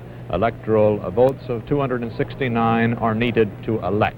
However, we are staying with our vote count here because there is still a mathematical possibility that this vote could change. Illinois is not so sure as it once looked with its big block of 27 electoral votes, and that could change the entire picture. I have with me here a gentleman who has been watching these statistics as they have been piling up around here for now something like 12 hours, but I believe David Butler, who has been a professor of political science at Illinois and Oxford Don, that you have had longer stints than this in doing a similar job in England. Yes, in England they come in over about, the results come in over about 24 hours. We get the thing, we try and, like the computers, to jump the gun in the first results, but we then follow through, as you're trying to follow through now, and get the final total just exact of the electoral vote, or thus the state of the House of Commons, which is the problem we face. Sitting in my chair is my old friend Richard Dimbleby from World War II days. But he fills it even more amply than you do. Let's not go into that, although I've been trying lately. Tell me, David, how do you look on these returns as they have come in so far? Do you still entertain this mathematical possibility for Nixon? This seems to me like the sort of thing you hear in the baseball season when somebody has plainly won the thing, but there is theoretically, if the runner-up was won every game and the man who's ahead lost every game of the last 10, they could change the thing.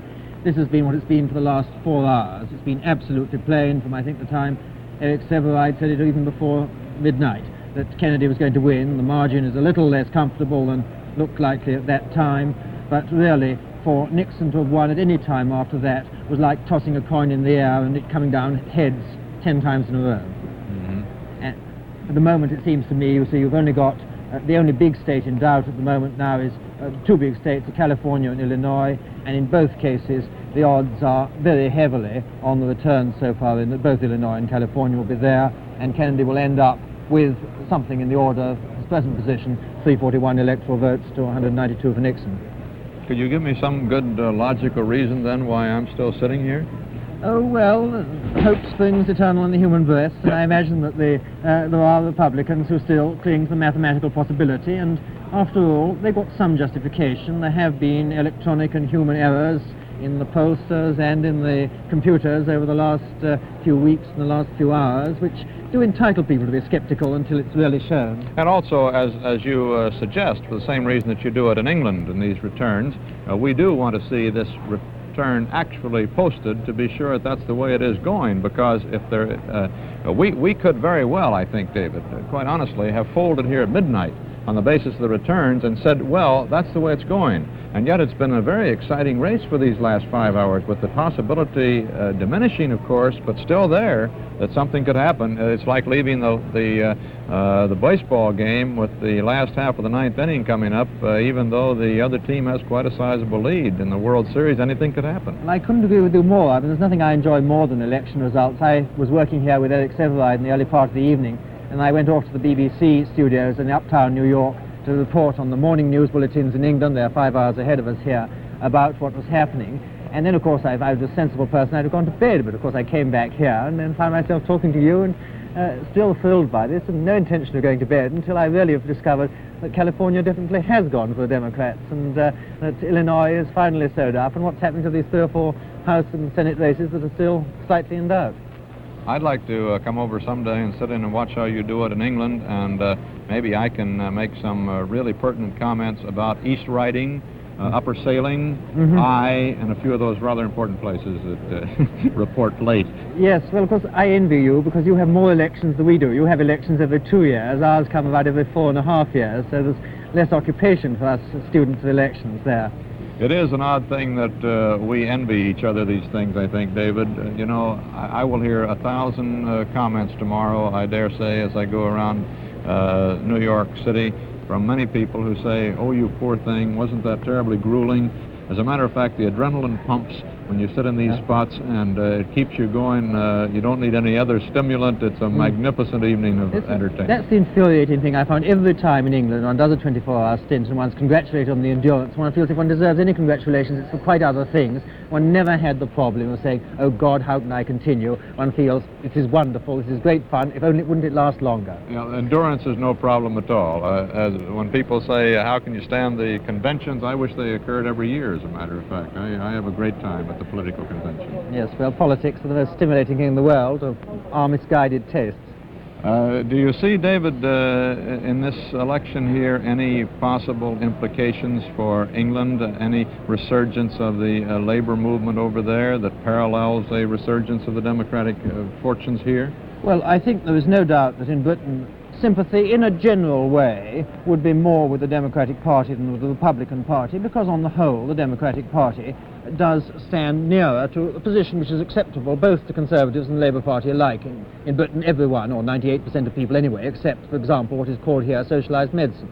Obviously the Democratic Party is willing to go further in this direction than the Republican Party. So ideologically, we as a whole in Britain, not in any partisan sense, tend to be perhaps more sympathetic to the Democrats. But I don't know whether the Labour Party in their current very deep troubles will get any particular comfort from Senator Kennedy's success.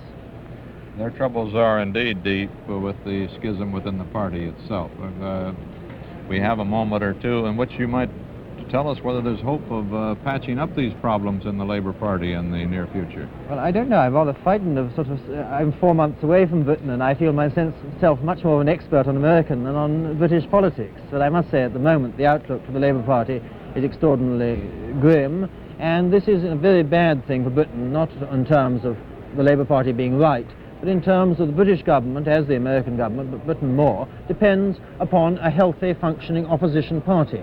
And at the moment the opposition is spending all its energies fighting itself, and none of its energies, or very little of its energies, fighting the Conservative Party and criticising the government for what it is doing. And so British politics are in an unhealthy state. One of the things that's excited me about American politics this year has been seeing the rise of Senator Kennedy, now presumably President-elect Kennedy, who has come from nowhere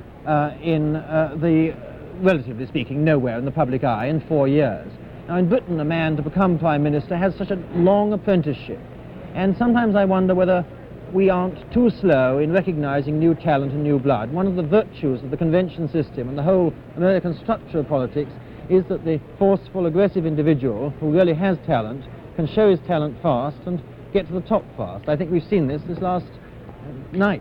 Yes, of course, because your candidates under the parliamentary system obviously do not run for the prime ministership. They have to be selected for the prime ministership as leaders of the party after election to the parliament. Indeed, our prime ministers tend to be our sort of Speaker Rayburns and our Mr. Hallix. I mean, the sort of leader of the parties in Congress, the leaders of the parties in Parliament. With a certain degree of seniority as a deciding factor. Yes. People can't fight their way suddenly to the top, as the extreme example in America was Wilkie. But you have this. At the moment, we had a race with 4 people with senatorial experience, the 2 of them actually sitting in the Senate at the moment. But even so, they were people who did emerge to the top much more briskly than they could have done in the British setting. Do you have any concern, David, that they might rise too briskly thanks to the use of television? On the whole, no. I'm quite certain that now this election seems to be over and Kennedy has won, there will be a great deal of post-morteming about the TV debates. The margin has been so narrow that this, for the first time, 1948 is the only other campaign in the last 40 years where you can say the campaign may well have decided it. It was so near. And everyone seems to agree that the debates helped Kennedy a great deal more than they helped Nixon. And people will say that if only Nixon had refused the debates, he might well now, we'd be talking about President Nixon's administration and what he would be doing. And this does show that television can work. On the whole, though, I think if Kennedy won in the television debates, he won, in a sense, fairly, because he did show talents which the general American public were unaware of before the television debates came through. It wasn't that he beat Nixon, but he showed that he was of the same quality as Nixon. He couldn't be dismissed as an upstart, brash young man without the experience and quality. He was in the same league as Nixon. David, do you think that our electorate, the population itself, is sophisticated enough to make a judgment on the basis of a man's record as exposed in the debates, as opposed to simply his personality? Personality may not be the factor that is the most important in running one of the strongest nations, if not the strongest nation in the world. You have to believe in democracy. I mean, I believe in this passionately, and I believe that, on the whole, democratic decisions are right. I'm not saying necessarily that this was the right decision. I would say only that if either man had won, this would have been the victory of a man who showed himself in the debates eminently qualified to be President of the United States. And on the whole, I find myself even more a defender of the American system after 4 months of watching this election than I was before. Thank you, David Butler. I have most enjoyed this opportunity to have you with us over here at the anchor desk. Good luck to you on the next election you cover in England. Let's go now to the Midwest Board, where some of these outstanding states are yet to be heard from. Stuart Novins is reporting. Stu? Walter, the Illinois situation still is a very interesting one, but Kennedy appears, for the moment at least, to be a lot safer than some of his followers thought and some of the Republicans hoped in Illinois. There are still about 444 precincts from Cook County to be counted. Those are suburbs of the Chicago area. Kennedy would need normally about 50% of the vote from those areas, and he's getting a great deal more than that. We went back over the figures just a moment ago and just arbitrarily took one set of figures that showed the relationship between Nixon and Kennedy about an hour ago when this seesawing started. And at that point we had Kennedy with 1,799,000, Nixon with 1,924,000. And those figures were reversed. But in any case, it gave Kennedy 52% of the total vote and Nixon 48% of the total vote. Well, then there have been about 9 or 10 changes since then, and we tried the percentages again to see how much of the total vote both candidates were still holding, and it comes up with the same figure. Kennedy 52% of the state vote, Nixon 48%.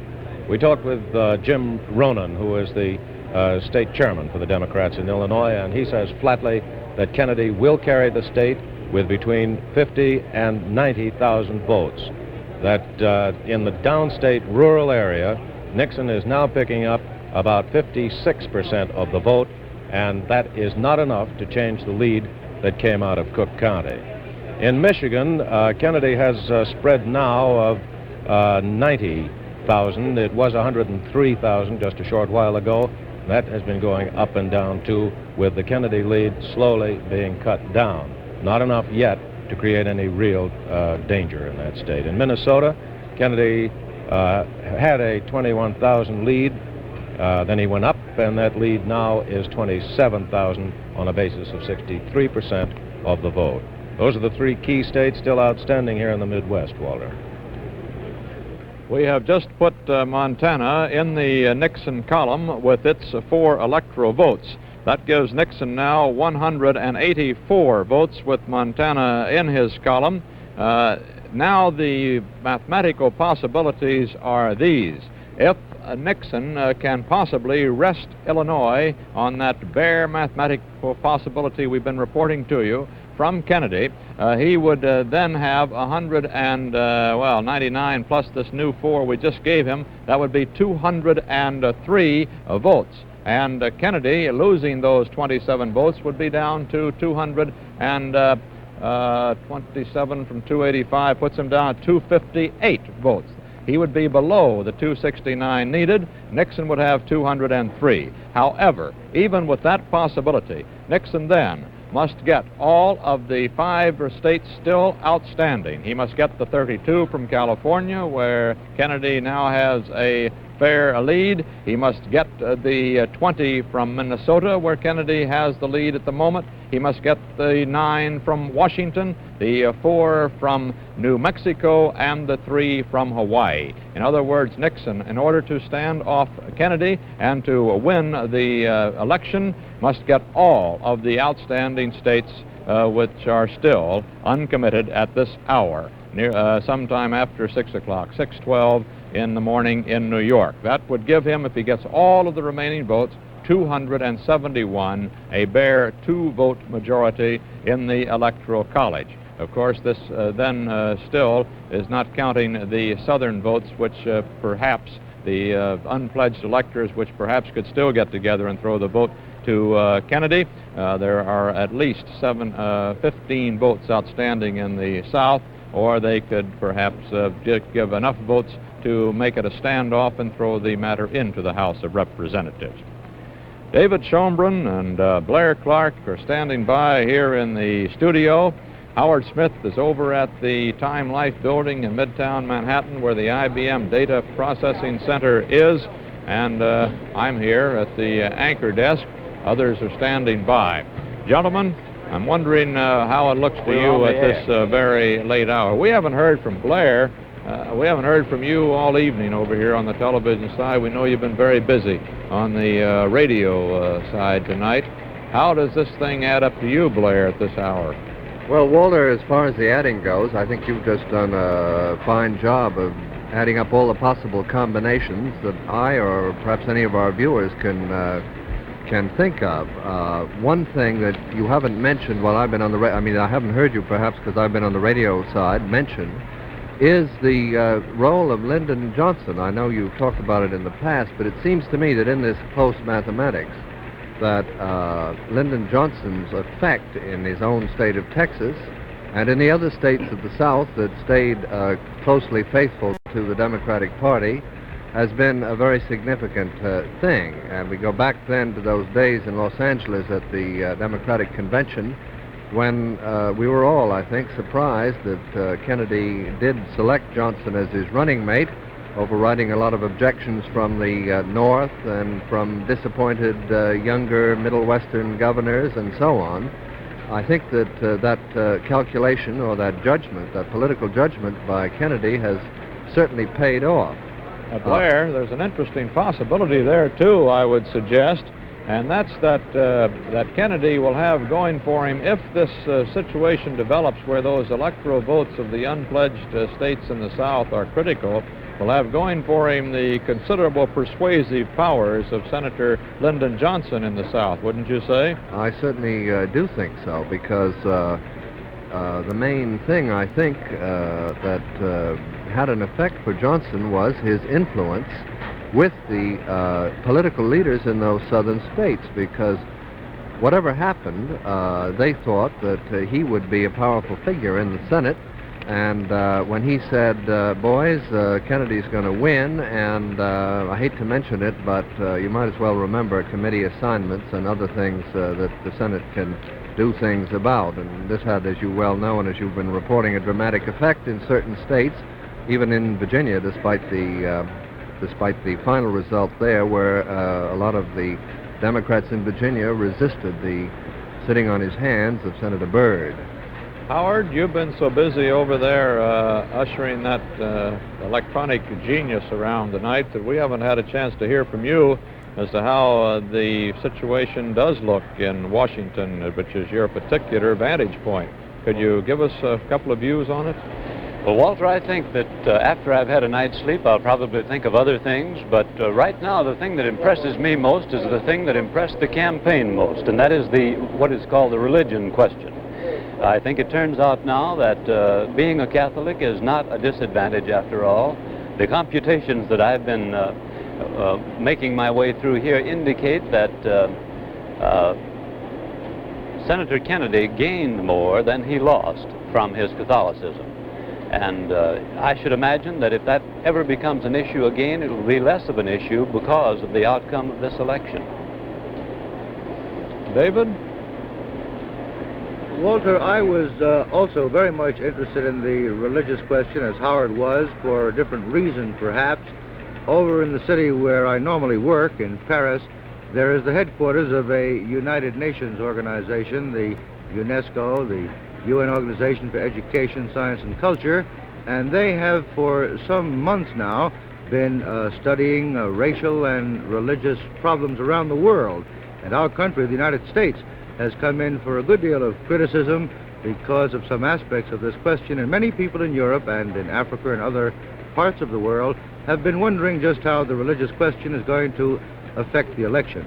And as Howard said, if anything, perhaps it may prove to have had a net effect for Senator Kennedy. And I've seen in the results here something very interesting, that Mr. Kennedy has won 3 of the most heavily Catholic states in the country, and he's also won in 3 of the most heavily Protestant states in the South.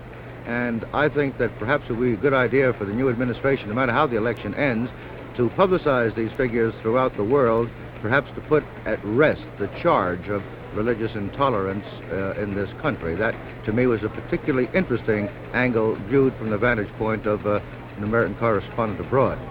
Might be noteworthy, I think, too, gentlemen, that this year more Negroes undoubtedly have voted in the South than ever before, although we haven't an actual figure on that over here. Perhaps, Howard, you've gotten something over there feeding the IBM machine. I just don't know. But have you by any chance?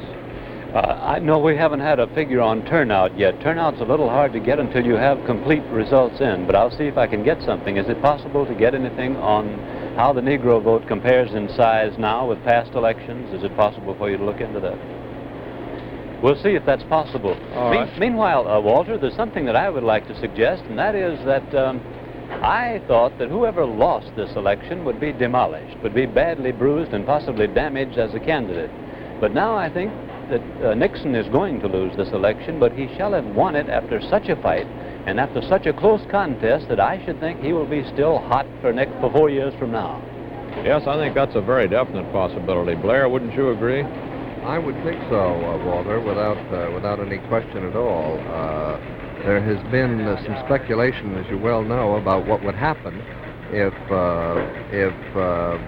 I'm thinking of Governor Rockefeller, if Nixon had lost in California, somehow won the election, and New York had gone for Nixon too, or rather, I think I may have my terms a little bit mixed up. A little late, I think, to try to put together those combinations. Yeah, I'm afraid that was a mistake. But you know what I mean in the speculation about Rockefeller's role. But I must say that I don't think that equation worked out.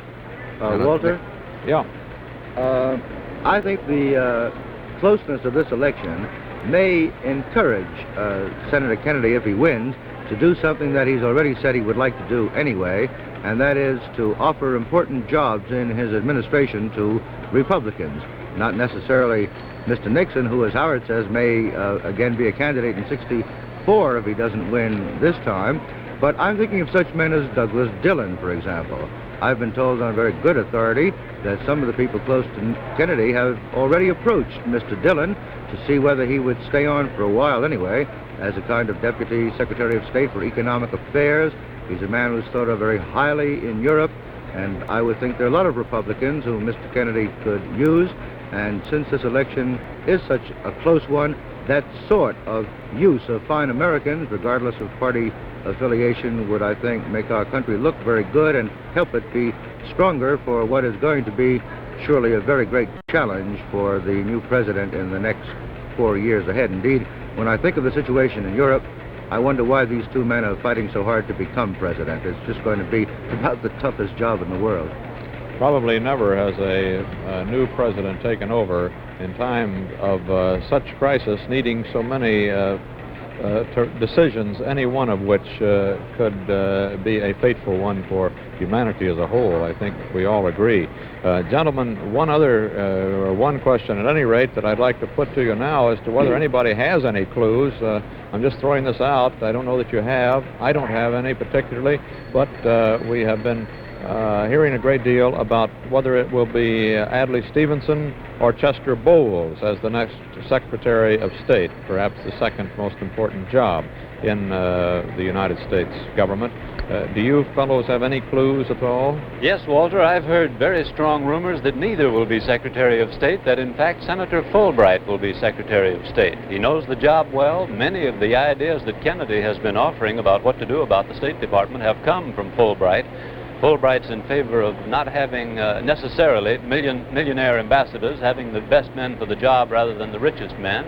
And he's been in favor of lots of things like extending foreign aid, foreign loans over longer periods than 1 year, another thing that Kennedy has pushed. And I gather Kennedy has a great respect for him. And in addition to that, Senator Fulbright may be in trouble 2 years from now when he runs again for the Senate and Orville Faubus may run against him. So it may be that it will be both political and diplomatic to make him give him that position. Well, then would you suggest a position that Adlai Stevenson might take? The United Nations. Some time ago that did not seem as important, but now the United Nations is a very good job, and it requires a man who speaks English well, and no one speaks it better. It requires a man who's popular with other nationals, and he is certainly one of our most popular Americans abroad. I've even heard some talk, Walter, about Stevenson to a new and reinvigorated NATO, but probably Dave Schoenbrunn knows more about that than I do. Well, we have heard talk about that, but much more about the United Nations for Stevenson. And as for Mr. Bowles, we've heard a good deal of talk that he might be named the head of the United States Information Agency, which would become a cabinet post of some importance. One thing is sure, that all of these very fine men will be used if Senator Kennedy is named. And as for NATO, there is a good deal of talk about having somebody very prominent, of very great prestige, to get NATO reinvigorated, which certainly it needs. And it raises another question, too. There's been a good deal of talk about whether or not President Eisenhower is going to come over to Paris to make his valedictory address to the alliance which he helped form. And I understand that he's been giving it very great consideration. Now, it would raise a very interesting question. If Mr. Kennedy is elected, would President Eisenhower ask the President-elect to go with him to demonstrate the continuity of American policy, which our European allies say that they'd like to see? I personally doubt very much that Eisenhower would invite Kennedy, although if I may express a personal opinion, I would hope that if he went, that he would do so, because I think it's very important to demonstrate to our allies that there is a continuity of commitment to the Grand Alliance by our country. Dave, I have a guess on the other side of that, if we still have time to talk about it, Walter, and that is that Kennedy would perhaps not consider going under those circumstances.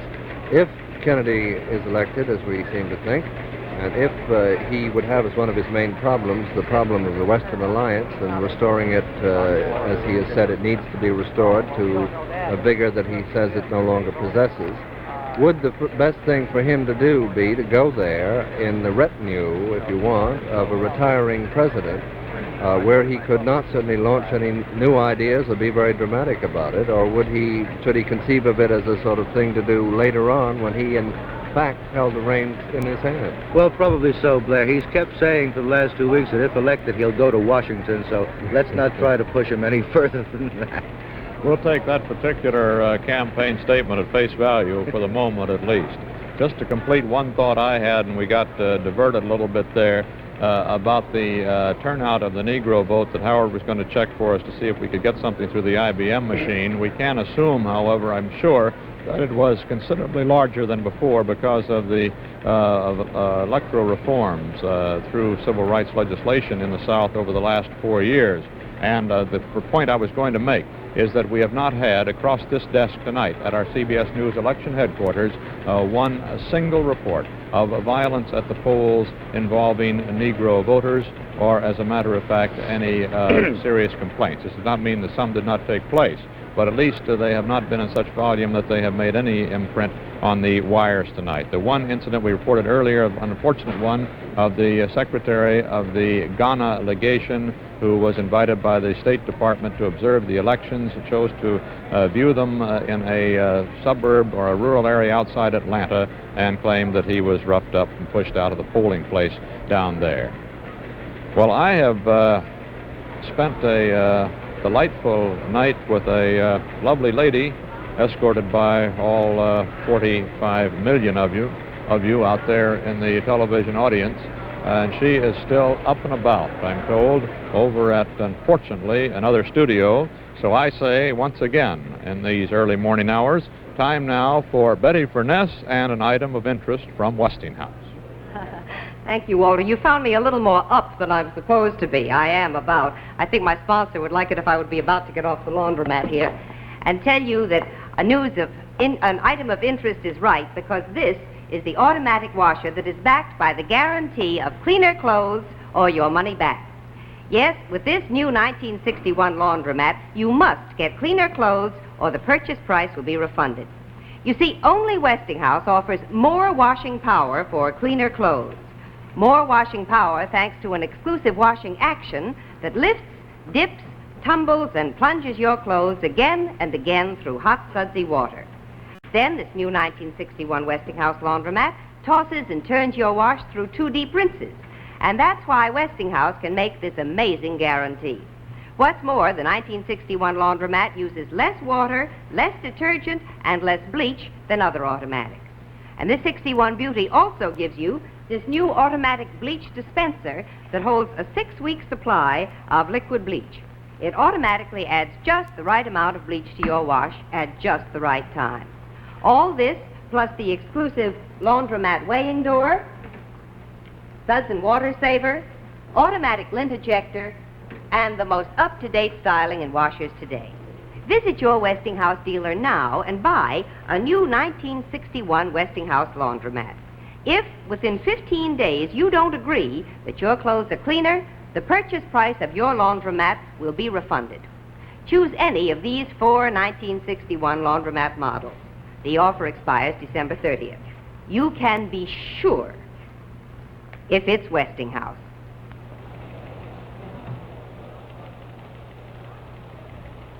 Stay tuned for more election returns on the CBS television network.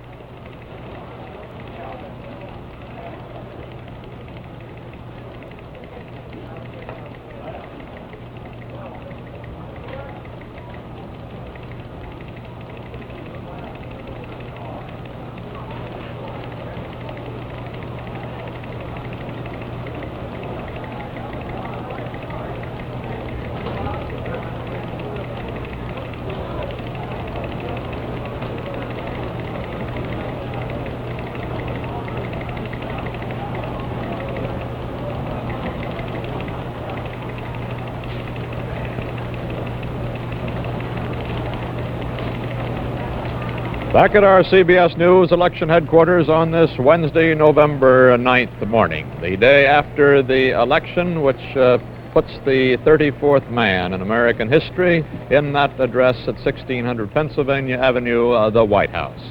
With 82% of the nation's precincts reported, Kennedy has now dropped to less than 1 million votes ahead of Vice President Nixon. He has 29,284,000 votes to Nixon's 28,522,000 votes. The percentage is very near that 50-50 figure that Elmo Roper said he thought it would reach. It's Kennedy 51% and something a little less than that, actually Nixon at 49%. The electoral vote, as we told you, Kennedy 285, enough to win the election for him. 269 was needed. Nixon at 176. Let's look at our regional boards now. First, Stuart Novins reporting for the Middle West. Stuart, I can see you, but you're disconnected at the moment.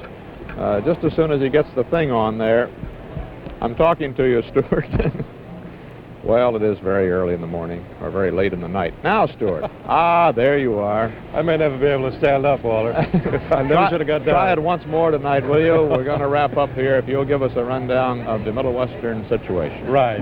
Let's look at the general recapitulation first, Walter. In the Midwest, the 13 states with 161 electoral votes, Nixon got 90 electoral votes in 9 states, Kennedy 71 electoral votes in 4 states. The Midwestern senatorial races, as you can see, represented no material change in the balances between the two parties. The same thing is true in the gubernatorial elections in the Middle West. And in the outstanding races that still have question marks on them and still could materially change the national balance if anything occurs to change the present trends. In Illinois, Kennedy now has a 101,000 spread. A short while ago, just perhaps 3 minutes ago, it was 102,000 lead. Before that, it was 117,000. That's still being whittled down a little bit, and that is on the basis of 84% of the total vote. However, again, as I reported earlier, there are still about 400 precincts from Cook County, and that is basically Democratic territory, and the Democrats in Illinois do not feel one bit worried about this situation. The votes are coming in a little more slowly. The tallies are coming in a little more slowly than they have been. Perhaps they're as tired as we are, although that's a little difficult to believe. In the other two outstanding states, Minnesota and Michigan, let's take Michigan first. Kennedy has a spread of 84,000 on 93% of the total vote reported, and everybody in the state still is making neither concession nor any claims of victory all the way down the line. In the presidential race, Nixon and Kennedy. In the senatorial race, where Pat McNamara, like a wise man, went to bed a long time ago, but without making any victory claims, despite what appears to be a fairly decent lead over Congressman Alvin Bentley, his opponent. In the gubernatorial race, Lieutenant Governor Swainson's people insist that he's in without any trouble at all. They say that no matter what happens to the rest of the vote still to come, even if it all went Republican, they still feel that they are well enough ahead so that they have nothing to worry about there. In Minnesota, the Kennedy lead has dropped down to a much narrower position than it has been for a long time. In that Minnesota election, the lead now is about 19,000. It dropped from 23,000 spread that Kennedy had, and that's on a basis of 69% of the total vote. Hubert Humphrey, as you may have heard earlier, not only appears to be a solid victor, but he also is a very proud grandfather tonight. His son and daughter-in-law gave birth to a little baby girl. The daughter-in-law did. The son, I suppose, was instrumental. That leaves, then, these three states as question marks for tomorrow. The tallies are, as I said, coming in a little more slowly than they had been earlier in the evening, and no one really expects there'll be any material change. It appears now that in the Illinois situation, Kennedy will continue to hold his lead. In the Michigan situation, there's great confidence being expressed by the Democrats, and privately some consternation by the Republicans, although they're not saying anything publicly. And in Minnesota, that seems to be the shakiest of the three at the moment, so far as Kennedy is concerned. In the gubernatorial race in Minnesota, Orville Freeman has fallen behind the Republican challenger Anderson on a basis of 66% of the vote. That leaves some questions still to be answered, Walt. I'm not sure that they'll be answered tonight, however. Stuart? Yes. I just wonder whether the board is wrong, or maybe you just juxtaposed, as we are all doing at this hour, but on the governorship in Minnesota, you said that Freeman had dropped behind. The board shows he's got a 3,000 vote, a narrow 3,000 vote lead, doesn't it? That's right. I don't think the new figures have been posted yet, Walter, but for the first time in the last hour and a half, Freeman has fallen behind, and I think the difference is a little less than 2,000 votes. Right. Frank, you just wanted to clear it up, since we probably won't get another rundown in the next few minutes anyway. And now let's find out about, wow, I knew it would happen. Let's find out what's going on in the West. Grant Holcomb. Grant? Thank you, Walter, and I'm awfully glad that that was you that had to clear your throat that time. It gave me a chuckle so I could get away without having to clear mine. We've had one question mark eliminated, Walter, since we last took a look at the Western Board, and that's the new 50th state of Hawaii. A bulletin from Associated Press says that Hawaii has gone for Nixon. But still a question mark is that 49th state, the state of Alaska. We move back over here, we see that we have the latest figures from Alaska. And it's going to be quite some time before we get any later figures. Some of the returns up in Alaska are now beginning to head toward their ultimate destination by canoe, and the returns are going to be increasingly slow coming in from Alaska. So at the moment, the 3 electoral votes from the new 49th state remain a question mark. Of course, the biggest question mark in the West is the state of California. It's 32 electoral votes. Others are Washington and New Mexico. Let's take them in order. First of all, California, with 52% of the precincts reporting, and we have this figure. Now, of the 6 biggest counties in the state of California, Kennedy is leading in 4 of them. He's leading in San Francisco, he's leading in Los Angeles, he's leading in Alameda, and he is leading in Sacramento. He is not leading in San Diego County and in Orange County. He was not expected to win either one of those counties, but in 2 counties he is not doing very well, and the Democratic leaders expected him to do well in these counties. Those counties are Kern County, just north of Bakersfield, just north of Los Angeles, on the northern side of the Tehachapies, where Bakersfield, the oil well country, is located. In that county, Kennedy is just leading by a few hundred votes, 300 votes. The other county that the senator did not do well in is Imperial County. There is a county that the Democratic leaders had counted on as one that would fall into the Kennedy camp, but at last report, Nixon is leading in that county by some 1,000 votes.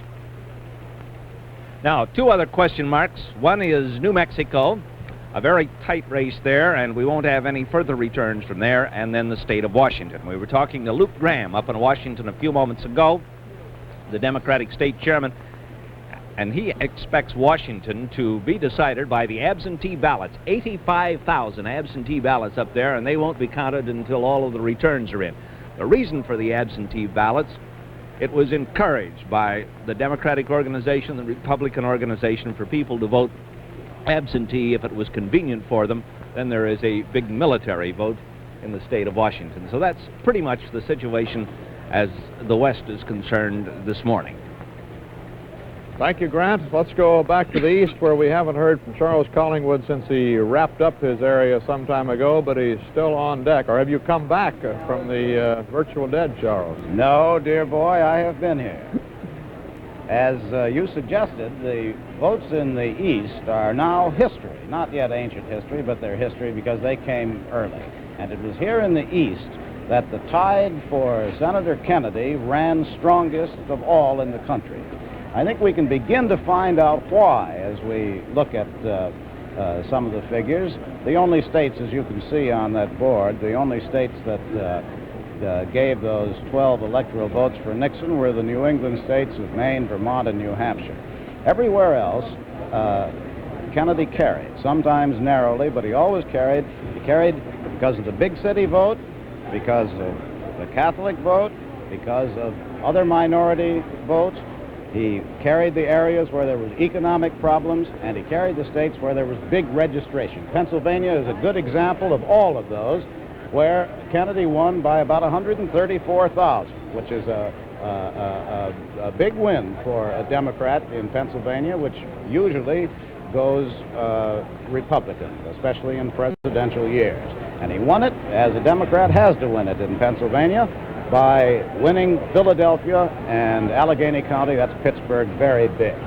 New York, about a 400,000 majority for Senator Kennedy. That's not quite as big as some of the Democrats thought it was going to be.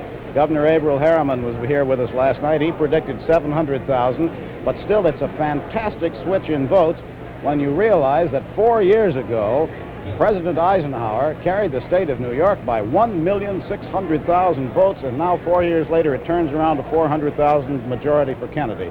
The Democratic tide ran strong all through New York. The Democrats actually picked up 3 House seats in New York. New Jersey was razor sharp. I don't know whether we paid enough attention to how close New Jersey was as the evening wore on, but only 25,000 votes separated Kennedy and Nixon. Kennedy won it, but only by 25,000 votes. The reason it was so close was that the usual Democratic stronghold of Hudson County didn't deliver its usual big Democratic majorities. Kennedy only carried that by 46,000 and had to eke out his majority in other parts of the state. Republican Senator Case was handily reelected there. New Hampshire, fairly close, but it really was Nixon all the way. In Massachusetts, Kennedy's own state, which incidentally is the slowest state in the East to report. They only have 30% voting machines there, and it's reporting very slowly.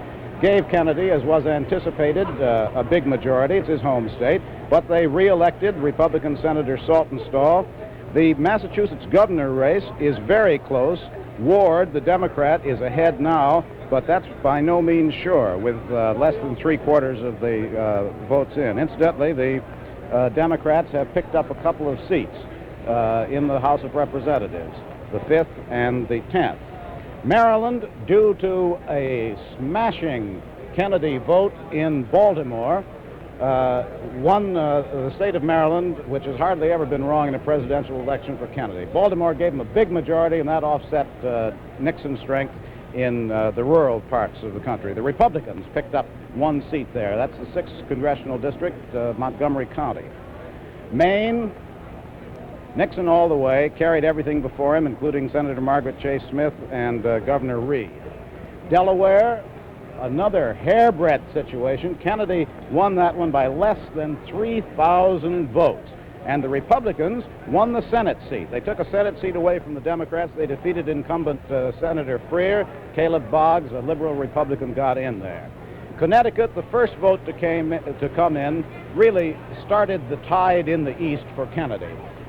Connecticut gave a handsome 100,000 majority to Senator Kennedy. However, they lost 2 House seats to the Republicans in Connecticut. And that's about the way it figures now in the East, and I should think, as he thinks about it in Hyannisport, or dreams about it, he's probably asleep now, that Senator Kennedy would probably be very grateful for that strength which he found in the eastern part of the United States. That's the way it looks here, Walter. Thank you, Charles. Let's check in now with the South and Charles Kuralt. Charles? Walter, summing up the South is pretty easy tonight. Senator Kennedy carried 8 of the 13 states on this board, including most of those with the smallest Catholic population in the country. He carried West Virginia, Louisiana, and Texas, which Adlai Stevenson wasn't able to do, returning them to the Democratic tradition which they deserted to vote for President Eisenhower. Mr. Nixon carried Florida, where the two-party idea seems to be catching fire, Kentucky, and perhaps in protest against democratic liberalism, perhaps in part against Senator Kennedy's religion, Tennessee and Virginia. And in the 13th state, Mississippi, the voters stood firm against the civil rights plank of both parties, rejected both Nixon and Kennedy, and voted for a slate of unpledged electors by a narrow margin. Senator Kennedy only about 3,500 votes behind. In most states, Senator Kennedy did better than Mr. Stevenson did in 1956. The telling blows were his capture of South Carolina, where the Republicans were sure they were going to win, North Carolina, where Mr. Nixon personally felt he had better than a 50-50 chance, and Texas, which toward the end of this campaign the Republicans were very confident of taking. Every single incumbent running for re-election to the House, to the Senate, or to a governorship in the South was re-elected. The Democrats gained 1 governor's chair in the South, but the incumbent in West Virginia wasn't running.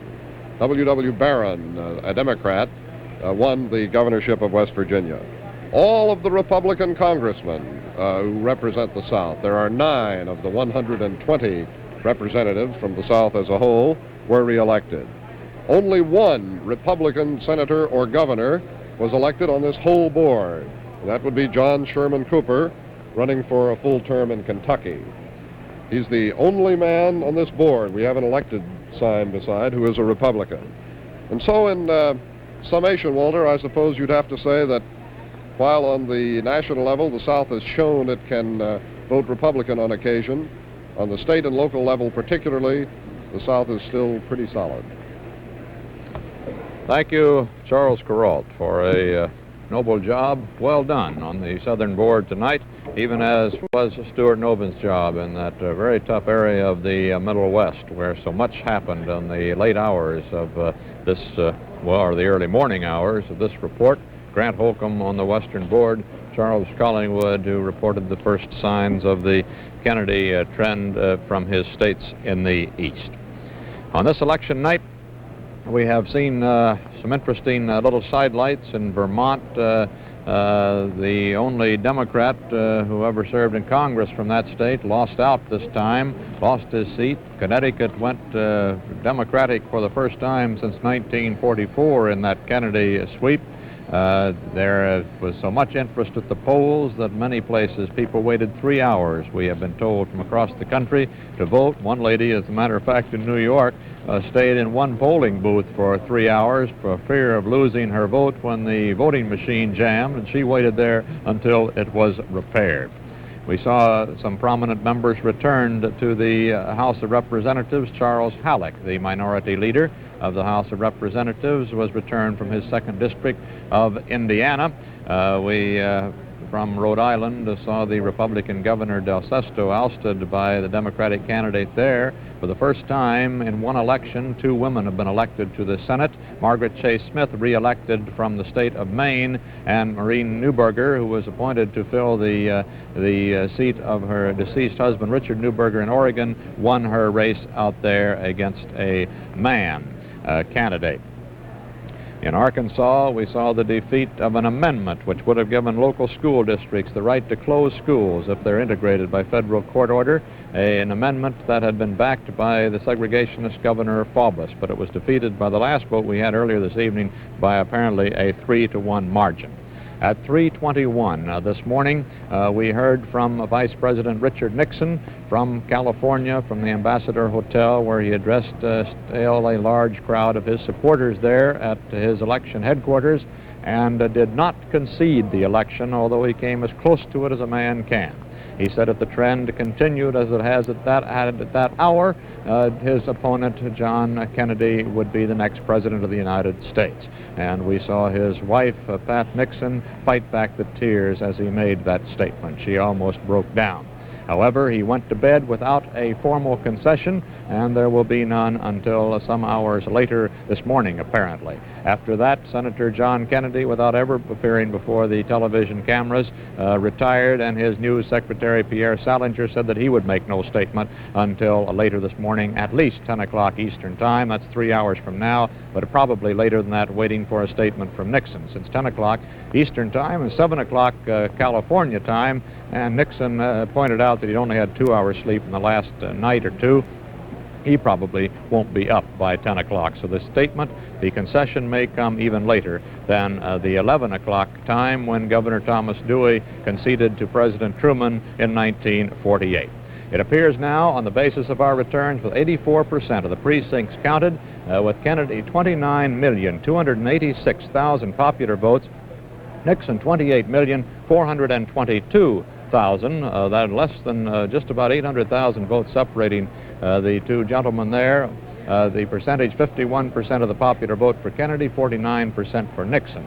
The electoral vote, 285 have been declared now for Senator Kennedy. That gives him a margin over the 269 he needed.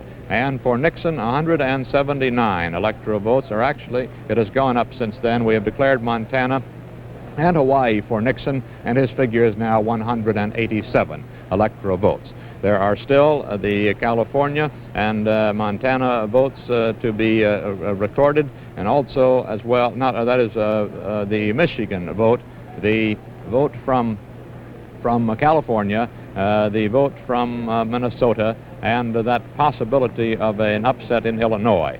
But it would take a major upset of all of these states at this point to give Vice President Nixon a victory at this very late hour. It certainly appears that the 34th man to occupy the White House will be 43-year-old John Fitzgerald Kennedy, third-generation descendant of Irish immigrants, the first Roman Catholic to occupy the White House. Only one Catholic has ever tried it before, Alfred Smith in 1928, and he was resoundly beaten. But it may very well be now that this puts the proof on the fact claimed by many in the past that what defeated him were the economic situations at the time, the well-being under the Republicans in 1928, the prohibition issue. He was a wet and the country was not quite ready to abandon prohibition in 1928. These may have been the factors as much as Al Smith's Catholicism in 1928. At least John Fitzgerald Kennedy will be apparently the first Roman Catholic to occupy the White House.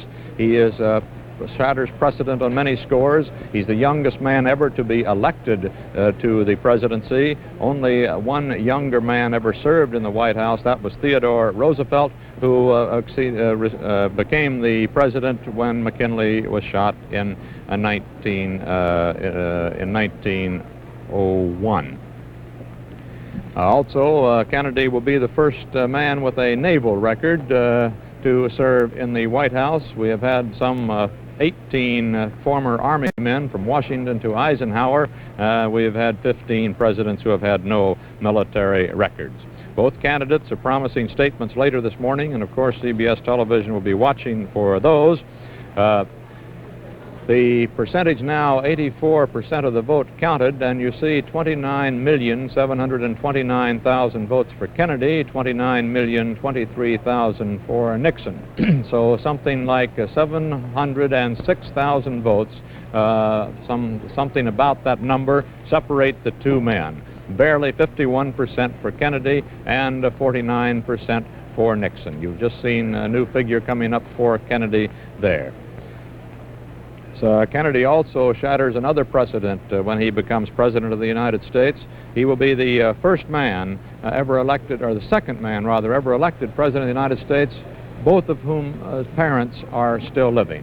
The only other man was Ulysses S. Grant, who was elected at the age of 47, back just after the Civil War, in which Grant, of course, was a hero. Incidentally, Kennedy also will be the first native of Massachusetts to serve in the White House since John Quincy Adams back in 1824. Calvin Coolidge was not a native of Massachusetts, although he was governor when he was elected to the presidency. Well, I'd like to say now to some very dear colleagues who have worked tonight in another studio from us here, Betty Furness and Fred Davis. I'd like to tell them good night. Are you over there, folks, still at this late hour of the morning? Betty? Well, now, I know you're there somewhere because they told me you wouldn't go home without telling me good night. Can these You know I wouldn't. There you are. There you are. Fred still around, or did he conk out? Yes, Fred Davis is right here. Come on in, Fred. Well, I know that you two realize, as indeed I do, I guess we know now that just watching this democratic process in action can be exhausting as well as exciting. Right, Betty? Yes, I couldn't agree more, Walter. Actually, you know, I wish we could give a gold medal to every viewer who stayed with us through this long night of bringing in the presidential election returns. Of course, we have loved bringing every minute of it to you, right from the start of the first convention. That was 123 days ago. And now we've reached the point where, well, that's about all there is. There isn't any more. You want to wrap it up officially, Fred? Yes, I would, Betty. Just let me say that Westinghouse hopes its sponsorship of last July's conventions and presidential countdown this fall helped you in your decisions. We hope you found last night's and this morning's election results coverage rewarding. But most of all, we hope that by sponsoring these presidential year programs, Westinghouse has been of service to you. So, good morning from Westinghouse. I'd like to add good morning from Westinghouse, and from my place in the Westinghouse kitchen, the time has come to say goodbye. Goodbye, Betty. Goodbye, Fred Davis. It's been a wonderful association since the first convention we covered together back in 1952, and through these 3 convention years, 3 elections, a lot of fun. It has been, Walter. Bye. See you later. Bye. We're going to be coming back on the air here from our CBS television news election headquarters in just an hour from now, 8 o'clock Eastern Time, to give you a fresh look at later returns as they have come in. As we've reported to you earlier, we see very little probability now of any change in these figures. It seems certain that John Fitzgerald Kennedy of Massachusetts will be the next president of the United States. This has been Walter Cronkite reporting from the CBS election headquarters. I am advised that that time will be 8 o'clock local time across the country, apparently. It's 8 o'clock at least Eastern time. That is just an hour from now as far as we're concerned here, when we'll be back with this late look. As I said, Walter Cronkite reporting, thanking all of those here at CBS News who have made these fastest election returns ever in our history, and ever, I believe, in any election reporting history possible. Tonight, the people at IBM, the people at our own computing devices, our 500 correspondents out in the field who have been absolutely splendid throughout the evening and being way ahead, we believe, of any of the other reporting systems tonight to give us these fast returns. And, of course, all of our staff of CBS News correspondents and executives, my own assistant here at the anchor desk, Sanford Sokolow, who you've seen occasionally and even now on the set, just about to collapse and fade away from this scene forever, perhaps. To all of you, thank you very much for giving us the support in our election returns from the CBS News election headquarters. Walter Cronkite again saying good morning. You have been watching the 1960 presidential election returns from CBS News election headquarters in New York. This program was brought to you by Westinghouse. Westinghouse, where new ideas mean better electrical products for your home, for industry, and defense. You can be sure if it's Westinghouse.